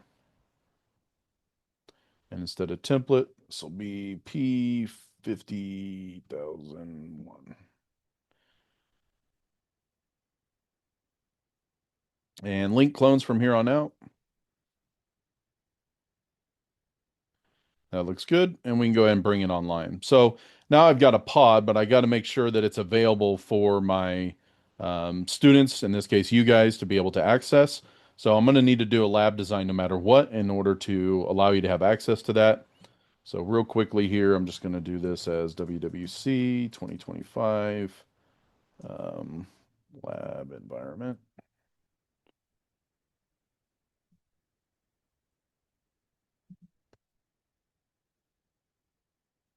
Rest of that doesn't matter. Let's see here. Documents. I'm not going to do anything fancy on this at this point. Mostly just give you guys a simple lab to get access to. There we go. Open lab. And we're going to point to the NDG1 client. Now, this only works if I'm only using NDG1 client for this one pod, which is the case on my particular system. If I had a bunch of different classes using this NDG1 cloud or one client pod type, then I would need to create a custom pod type in order for that to work. But I'm trying to save a little bit of time, so we're not having to do that. And so this client name, we could have it called client one, or I can just call this Ubuntu here would be fine. That's this one here. We can go ahead and build that. Commit it, install, there, build, install, make sure it's good. Great. And so now I can create a class for you guys to access this. Let's see, did I do a working connections? We'll just do it in here, that's fine.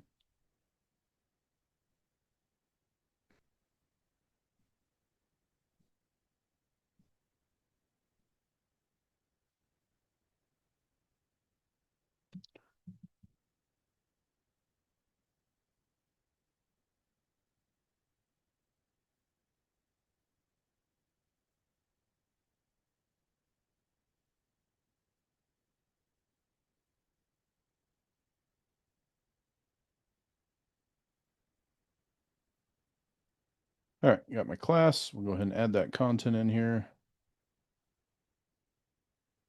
What did I call that? WW. Oh, I thought that's what I called it. Ah, I got to make that available for everybody. You'd think after time I would memorize all this, but it's been a long time. Public.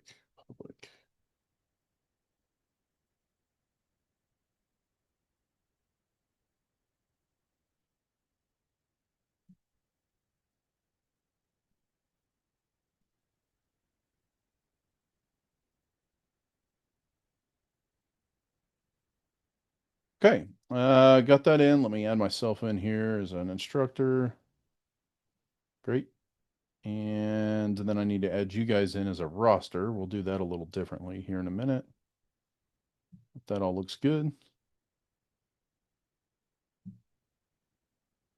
Let's go ahead and reset this guy's password because I couldn't tell you if I knew it.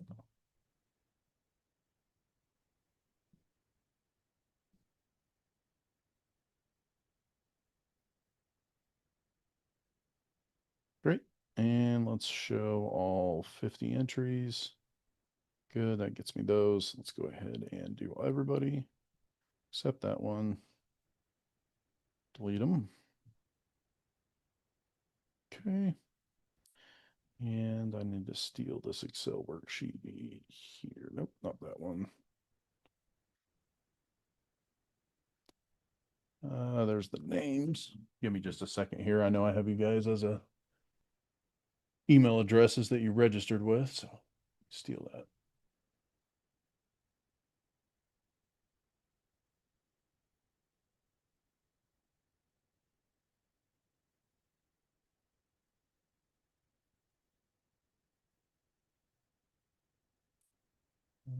Actually, that was over here.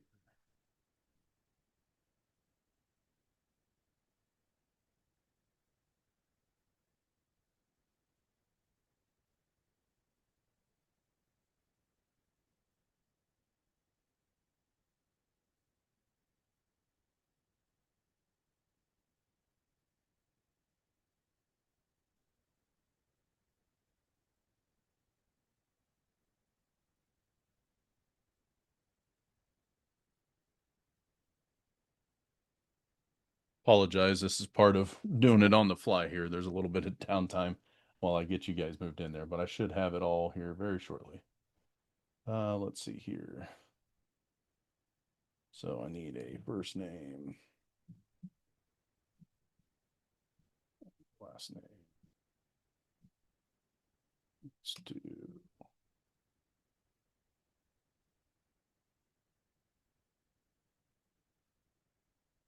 user.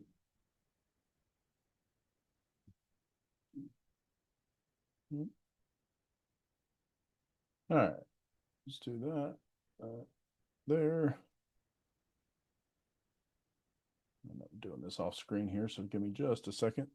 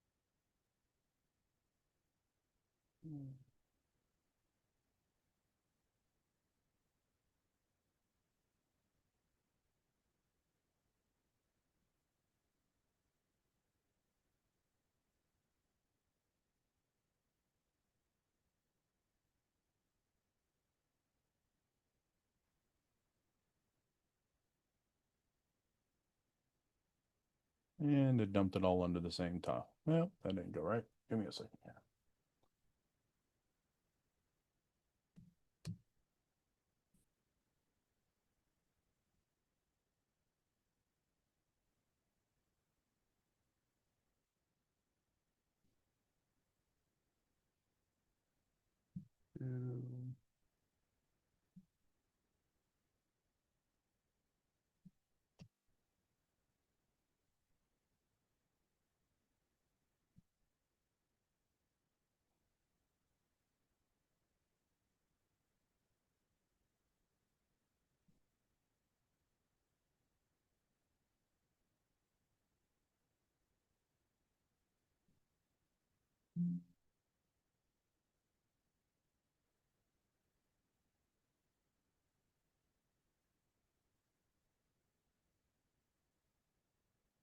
There we go.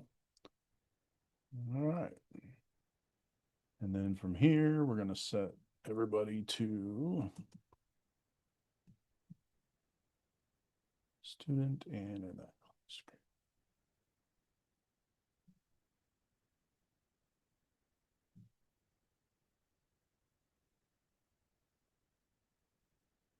Ah.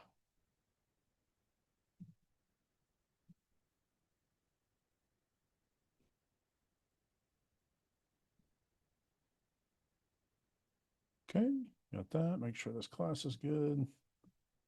Everybody's on the roster. Great. And so let's log out.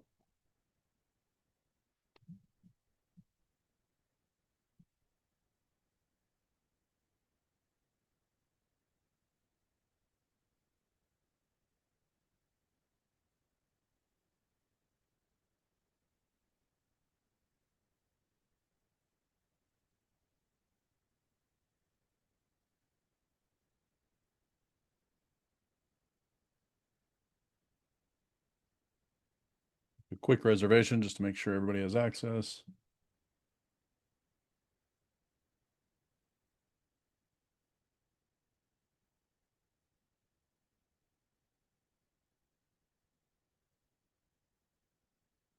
All right, and Docker loads correctly.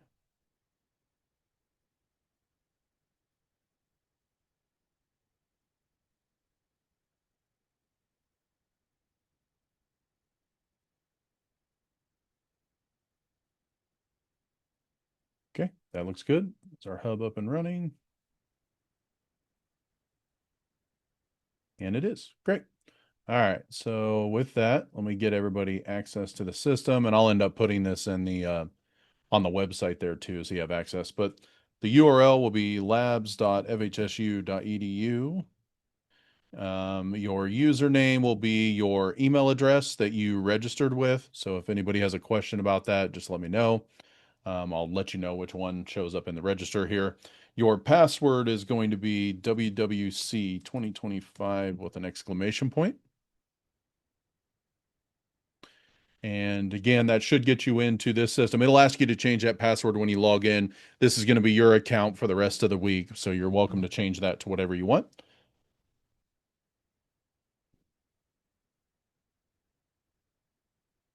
And then if you're not familiar with the NetLab system, you would get a screen that looks very similar to this. You would make a reservation for yourself on this. Only one you'll see here is this WWC 2025 for Open Lab. And then you always want to click just below the red line. So here you can see where I can click just below it. It's only going to have this one pod for now. I'm going to clone out, 18 of these for the class here in a little bit. But we can go ahead and click on that little spot, adjust your time. Make sure you make this reservation for at least 8 hours so that it covers through the day, and hit OK. Of course, you aren't going to be able to see it now that I just made a reservation. And then you can jump in the reservation. When you have that, you can go to this Ubuntu and undock, and that will let you full screen your virtual machine. And now you guys can use this as a working environment with Docker Desktop up and going. So hopefully that'll alleviate some of the issues of you running it locally. If you want to run it locally, you can still do that just fine. Just know that if you were using that zip download method, that you'll need to download a new zip in the morning. As I add more containers and things like that in there, it'll change. In this lab environment, you would simply come down here and just do a git pull, and that would update to the latest and greatest of those, and then kind of go from there. So here, in order for that to work, you would have to go into that folder and do a now you can do your git pull here, and then everything's up to date and ready to go. So you can run your other commands for building it after you get the newest ones, which would be this one. You just hit the up arrow until it goes. Now, again, this won't work unless this Docker desktop is up and running in the background. So we would just wait for it to run, close it down. Now you can go ahead and build it.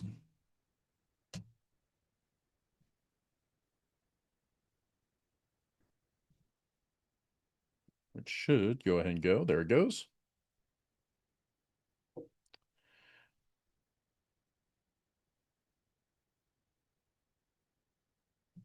And then you can go ahead and bring in your hub, which is that one there, to go ahead and start the hub up. So pretty simple. That's kind of what I'll go back through that in the morning so you guys all have an idea of how to access those pods. Again, there's only one pod right now, so I reserved it. I'll go ahead and end that. If you could, go ahead and, for those of you that needed this, go ahead and log in. See if you can go ahead and reserve that pod, make sure there's no issues. Obviously, only one of you are going to be able to do it at a time. But you can go in the reservation, and then the next person can go in and try and just make sure everybody has access if they need it. Anybody have any questions on that? I know I went through that really, really fast, but that was more for Kirk and those guys that are looking to build that out. Jason, how do I end the In the reservation? yeah. So in the upper right-hand corner, let me just show you here. I'll have to refresh and jump in yours. Do you have one reserved right now? I think so. I don't see you with one reserved right now. Oh, you know what? That's got me on the wrong account. Ha.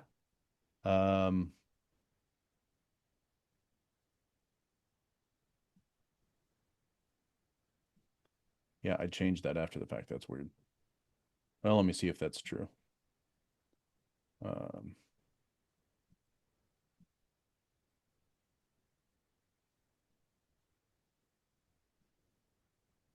Nope, it's not reserved yet. Okay. Because it's letting me do it. So.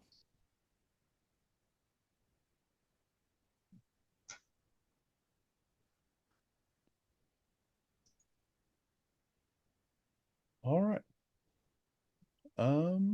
So that'll get us our pod, and that's very similar to what I can walk through tomorrow. So, for example, you guys talked about building out some of these other tools, like for example, this digital forensics one, that probably won't be best as a Docker container. We'll try, we'll see what we can do. But if not, I can walk you through that same process of building a virtual machine, and then what tools we would want in there to kind of create this lab on the fly. So I'll try to build a couple of these out so they're ready to go for tomorrow.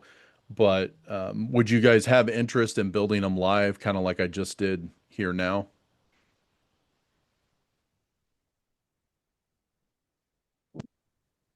Yes. Okay.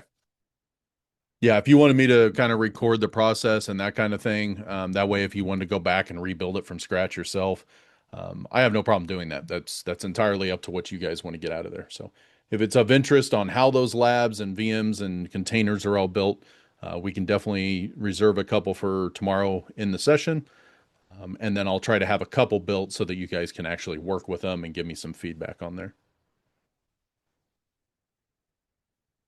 So overall, what do you guys think? Is it worth the session that you signed up for? Or are you wanting to see something different?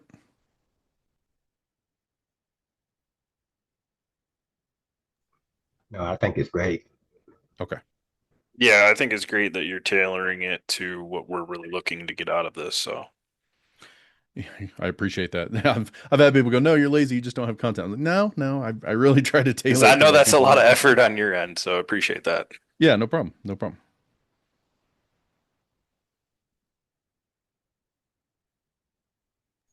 Yeah, I think the cool thing about it too is we see some of the not mistakes, but some of the things that you run into on the fly, and that kind of help us understand that Absolutely. we will run into some things that we have to work through. Yep. Nope. I agree. That's actually the way I do all my Python classes too. So every class is automatically recorded just like this as a live coding exercise. And that's one of the biggest feedbacks I got from student was they really like that one, I post them out there on YouTube, and two, that they can watch me make mistakes so that they see how I attack it and the way of fixing it. So that's great. I'm glad that works here too.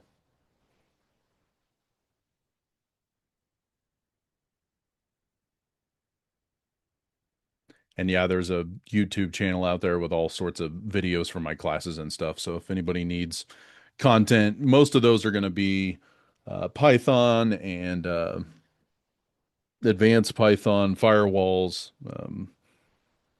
pen testing. There's several out there, but I'll kind of go through that when we talk about implementation and planning on day 3 of how to kind of set those up. And you guys are welcome to put that. Let's see. I can put it in there. I'm not one of those you have to like and subscribe kind of guys. Just it's there. I should monetize it. You know, we all on salary, teacher salary budgets, right? So probably should have monetized it, but I didn't. Uh, let's see here.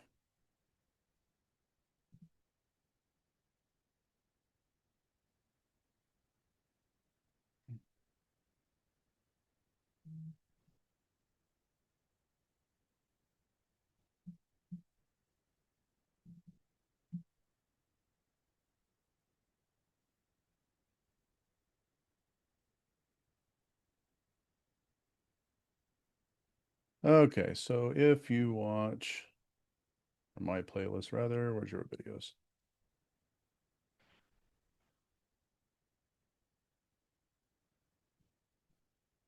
I guess I haven't renamed the channel there, but there's the link. I think there's probably a shorthand to that. But there's tons of playlists out there. I tend to do that for every class, every semester, and I record every single class. These are all raw, so you're never going to find an edited video unless I completely said something I shouldn't have out there on the internet. And that's if I remember to remove it. Otherwise, you're more than welcome to poll or use these. I've had instructors use some random ones for class to explain something or just as a reference point. You're happy to do so.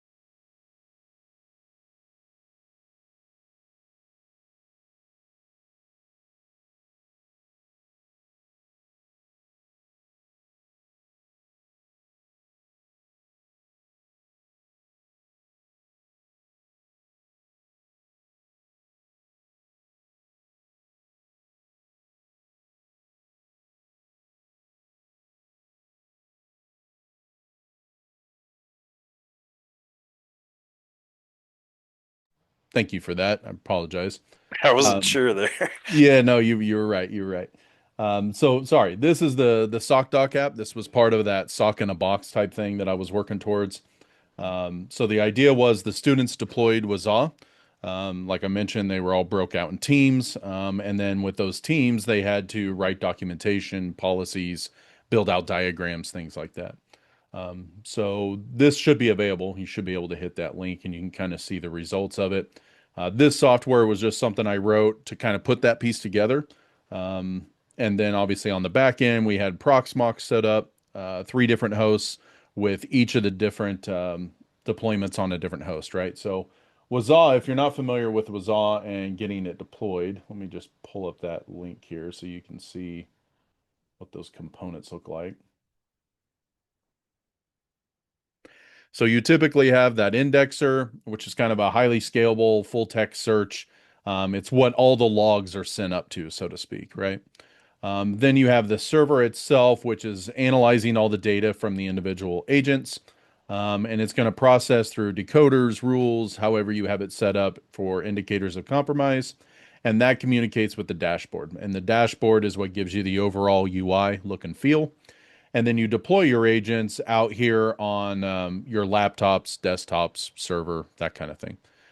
So the students had to deploy each one of these 3 systems, and then the agent team was responsible for writing the documentation and creating a video for deploying the agents on different systems. In their cases, they had one client system, kind of like what you guys have that I just built, which was a Windows system that they had to then install the Wazaa agent on. Would you say it's worth getting the training they offer? Yeah, I mean, if you want to use it in the classroom, I'm not sure how good their training is, or what it is, but this was a pretty simple tool. Now, there's other tools, that's been out there forever, like oh, why is it escaping me? Somebody will know the name of it. All-in-one SIME utility. Meh. Drawing a big blank. Very popular. Or Security Onion. So Security Onion's another one of those that's used a bunch of open source tools to put it together, kind of created its own little sock out of there. This is a very similar structure. They're just using all their own Wazaa tools in this case. So they deployed all this. You get a nice little dashboard and how those components would work out. And then architecture wise, we would see how that would work on a larger scale. So you would have all your endpoints out here sending logs back through a load balancer to the worker node. And that worker node is doing all the analysis on the server side as to what's going on.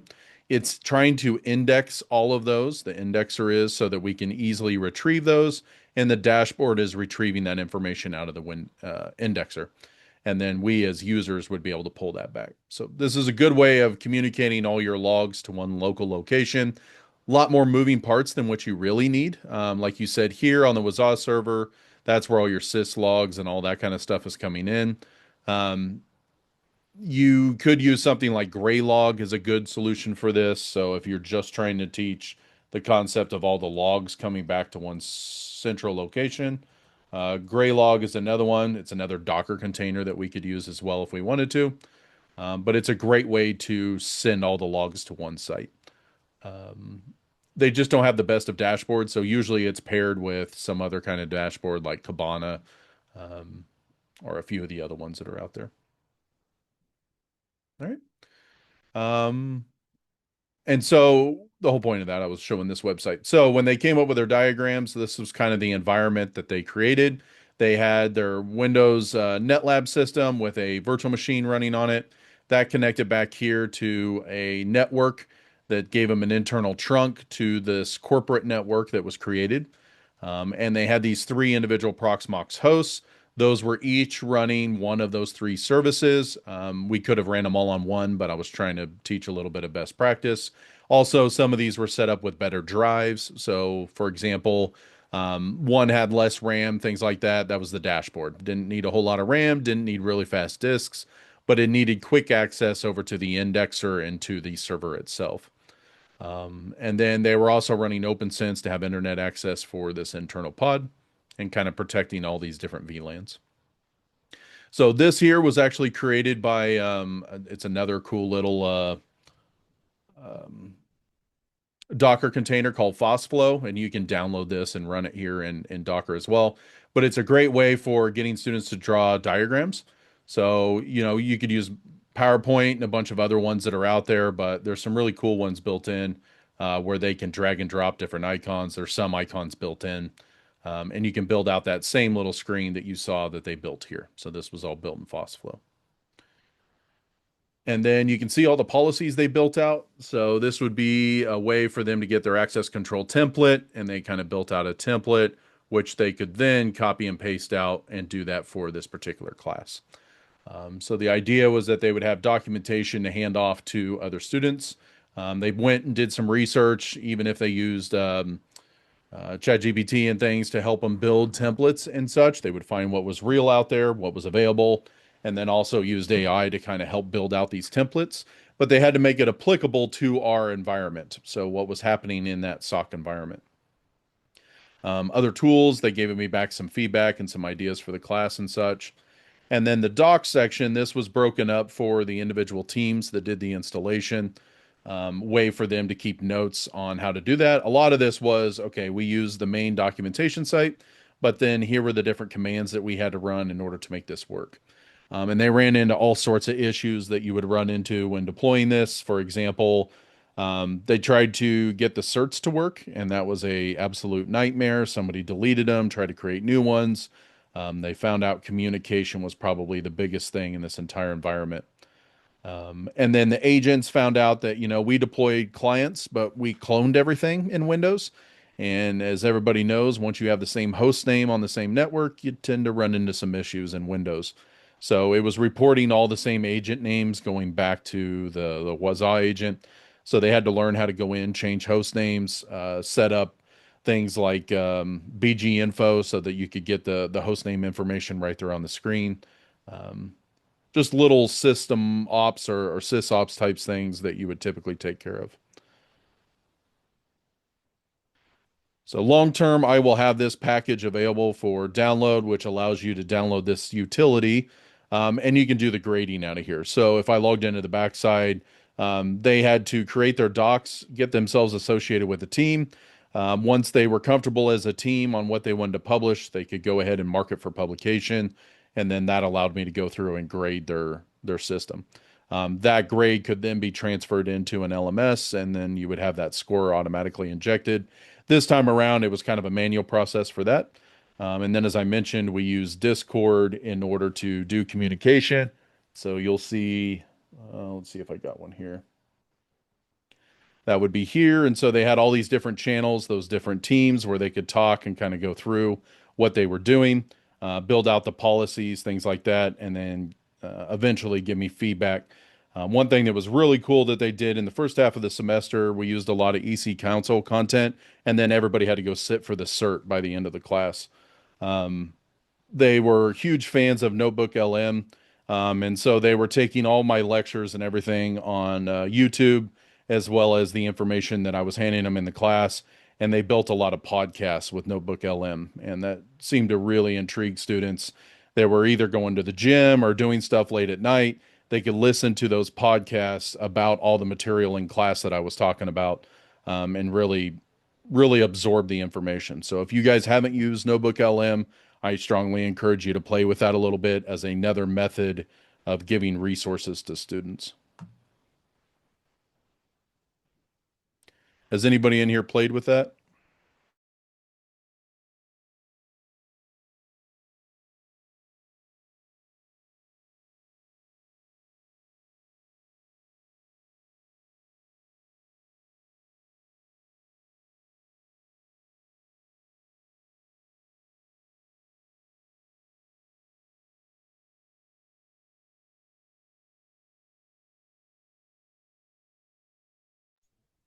Is there one in Copilot that you know of?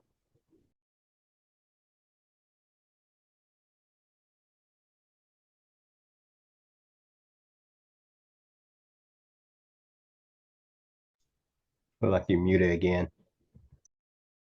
Sorry about that. So here's an example of the one from class, and it's all from Google. I believe NotebookLM's free, so you should be able to have access to that. Um, at least the small phase of it, you should have it.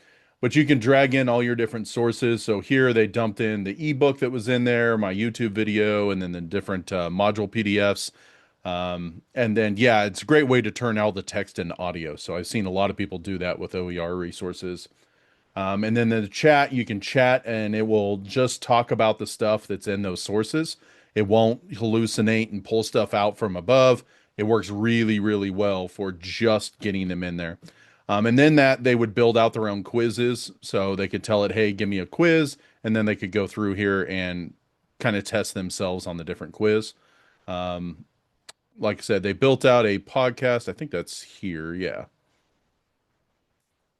Having something pretty essential. I mean, whether you're deep in cybersecurity studies and need to be an analyst, or honestly just curious about what keeps big organizations safe online. Today, we're really getting into the Security Operations Center, the SOC.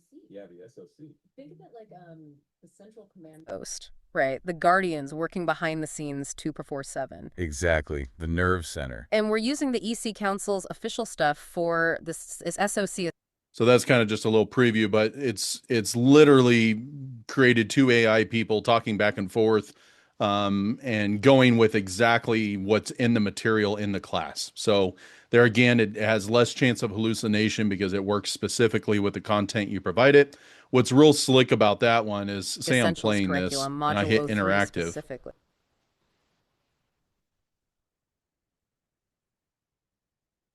Whoa, did someone just break the fourth wall? Let's hear it. And so what can you tell me about the module 1 and what that covers?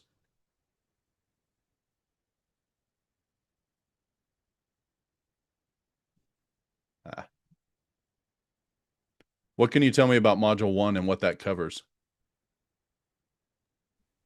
So that is a great What question. we went over today is basically the basics of cybersecurity, explanation of the CIA triad, and some of the other high level stuff that entry level students who've never experienced cybersecurity should know, uh, at least on the first semester, to get their feet wet as far as cybersecurity. You didn't have a lot of very advanced concepts or examples, because again, it's an intro to the course. So overall, I think it's a good starting point for anybody.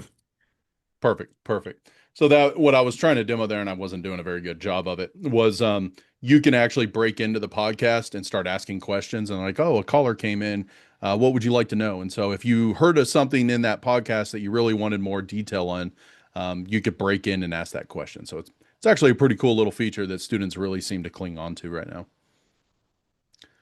But yeah, hopefully everything that we've covered here today really kind of gives you that intro basic, right? So that's kind of the AI stuff that I was going to demo here tomorrow is what students have done with Notebook LM. I tend to jump ahead of myself. But that's a great way to use AI in the classroom with a direct impact to a student that takes minimal effort from you as an instructor. That's one thing they really liked was as long as I provided them some material, they could drop it in there, create their podcast, create questions from it, flashcards, that kind of stuff. And that's a lot better than using it to cheat on writing assignments or cheat on doing this and that. They're actually using the tool in an appropriate way. I know you had mentioned that this could be one of the modules or something of that sort could be implemented to LMS. In what form would be implemented to LMS? I guess. Are you talking about like this doc platform? Yeah, the doc platform, yes. Yeah, so what I was going to do was write it as an LTI integration. So just like all the other integrations that you can get within an LMS, what it would do is act as like a third-party tool. And so it could report the grade back to the gradebook. Essentially, it would have an LTI that you would import, and it would say something like documentation grade, policy grade, participation grade, etc. And then this system would do the grading and then send that information back to the LMS so that a score would automatically dump in the gradebook. Oh, okay, yeah, sounds good. Yeah, because we did something similar with I don't know if you're familiar with the Active Percenter. So it does the same thing. You can export to LTI to LMS, and then and then you can create like a kind of like a simulation lab. It's not very realistic, but it shows you screenshots, click here, click there, and so forth. Perfect. Perfect. Yeah, and that's so like NetLab is kind of that way too, is it has the ability to integrate with the LMS. What it does is currently just return a score that is based off the time the students spent in the lab and them actually interacting with the lab. So they have to click and move the mouse and things like that. Um, in the newer versions of labs that they've created, they actually built in little micro quizzes. So as they're going through the lab, it will stop them, ask questions, and then kind of continue on. You can even have it take screenshots, and then all of that would get compiled down into a file and submitted back to the LMS. So as an instructor, when they finish a lab, I get this little report of everything they did, how much time they spent, any answers to the micro questions, what their score was, and then also screenshots of them performing the lab. That's kind of the end goal with NDG to build that back. Because if you've had them for any length of time, it's usually doing that on our own. So us as instructors would say, hey, put screenshots into a Word document. This is where we want the screenshots done. And then submit that on Blackboard. This just takes that extra step out of there. But LTI integration is hard to do. Yes, and yeah, we would need to get more information before the end of the training, which is on Thursday, so we can get some quotes on for from them to see if we can implement it at our college. Sure, sure. Yeah, I like I said, I can work with if you're interested in their product or who to speak with or how to work forward with theirs, I can definitely hook you guys up there. That's not a problem. So Okay, thank you. yeah.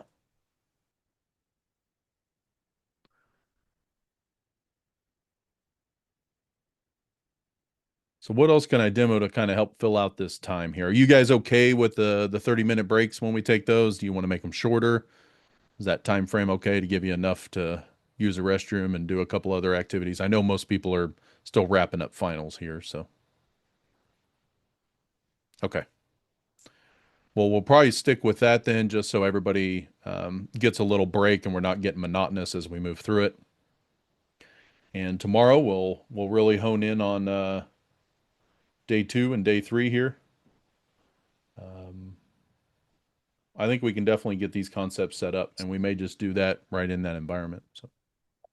Where can I find the recording? Because I'll have to catch up a little on this last 1 hour. Yeah, so once I get done here tonight, I will go ahead and post it. It'll be on, tell you what, let me just create that now since I'm here. Let's see here, playlist.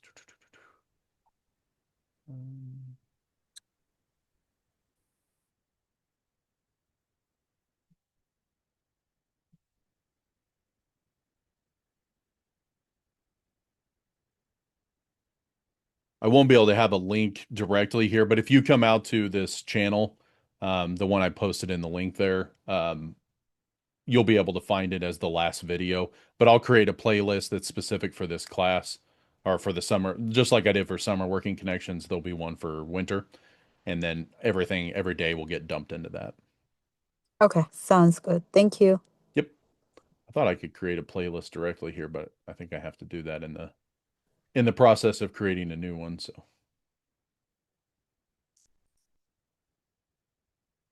I don't see, unless I'm completely missing it here.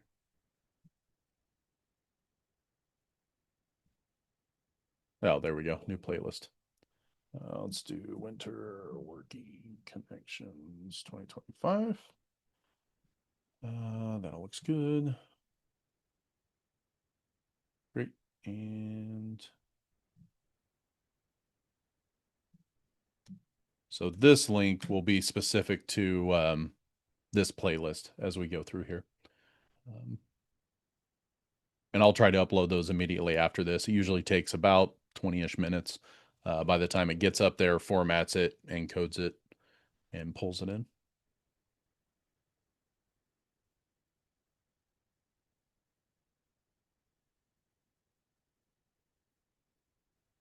Anybody else have any other questions or thoughts?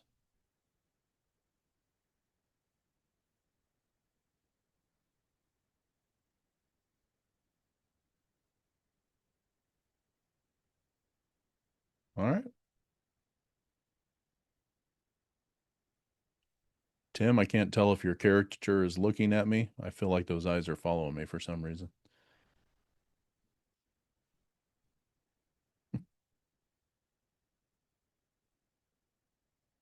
Yeah, it's exactly right. I'll blame AI.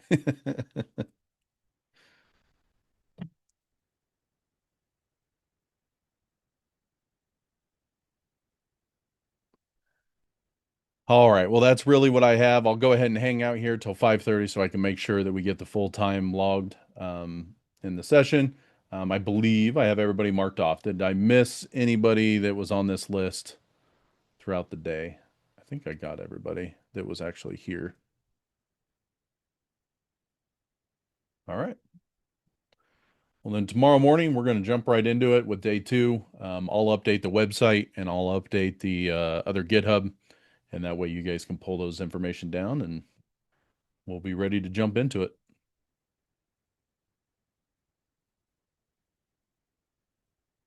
Yeah, no problem. It was a pleasure. Thanks. Have a good night. Yep, we'll see you. I just want to say thanks. I apologize. I've been struggling in and out with the network stuff. I think it's fixed. I just got back in my office. I had a flood on Friday, a sewer backed up, and we're in the middle of final exams with the sewer backing up into my office, and it's been a week. Yeah, no, Anyway, you win for the day. That's for sure. Yeah. Thank you so much. Appreciate everything. No problem. Sounds good.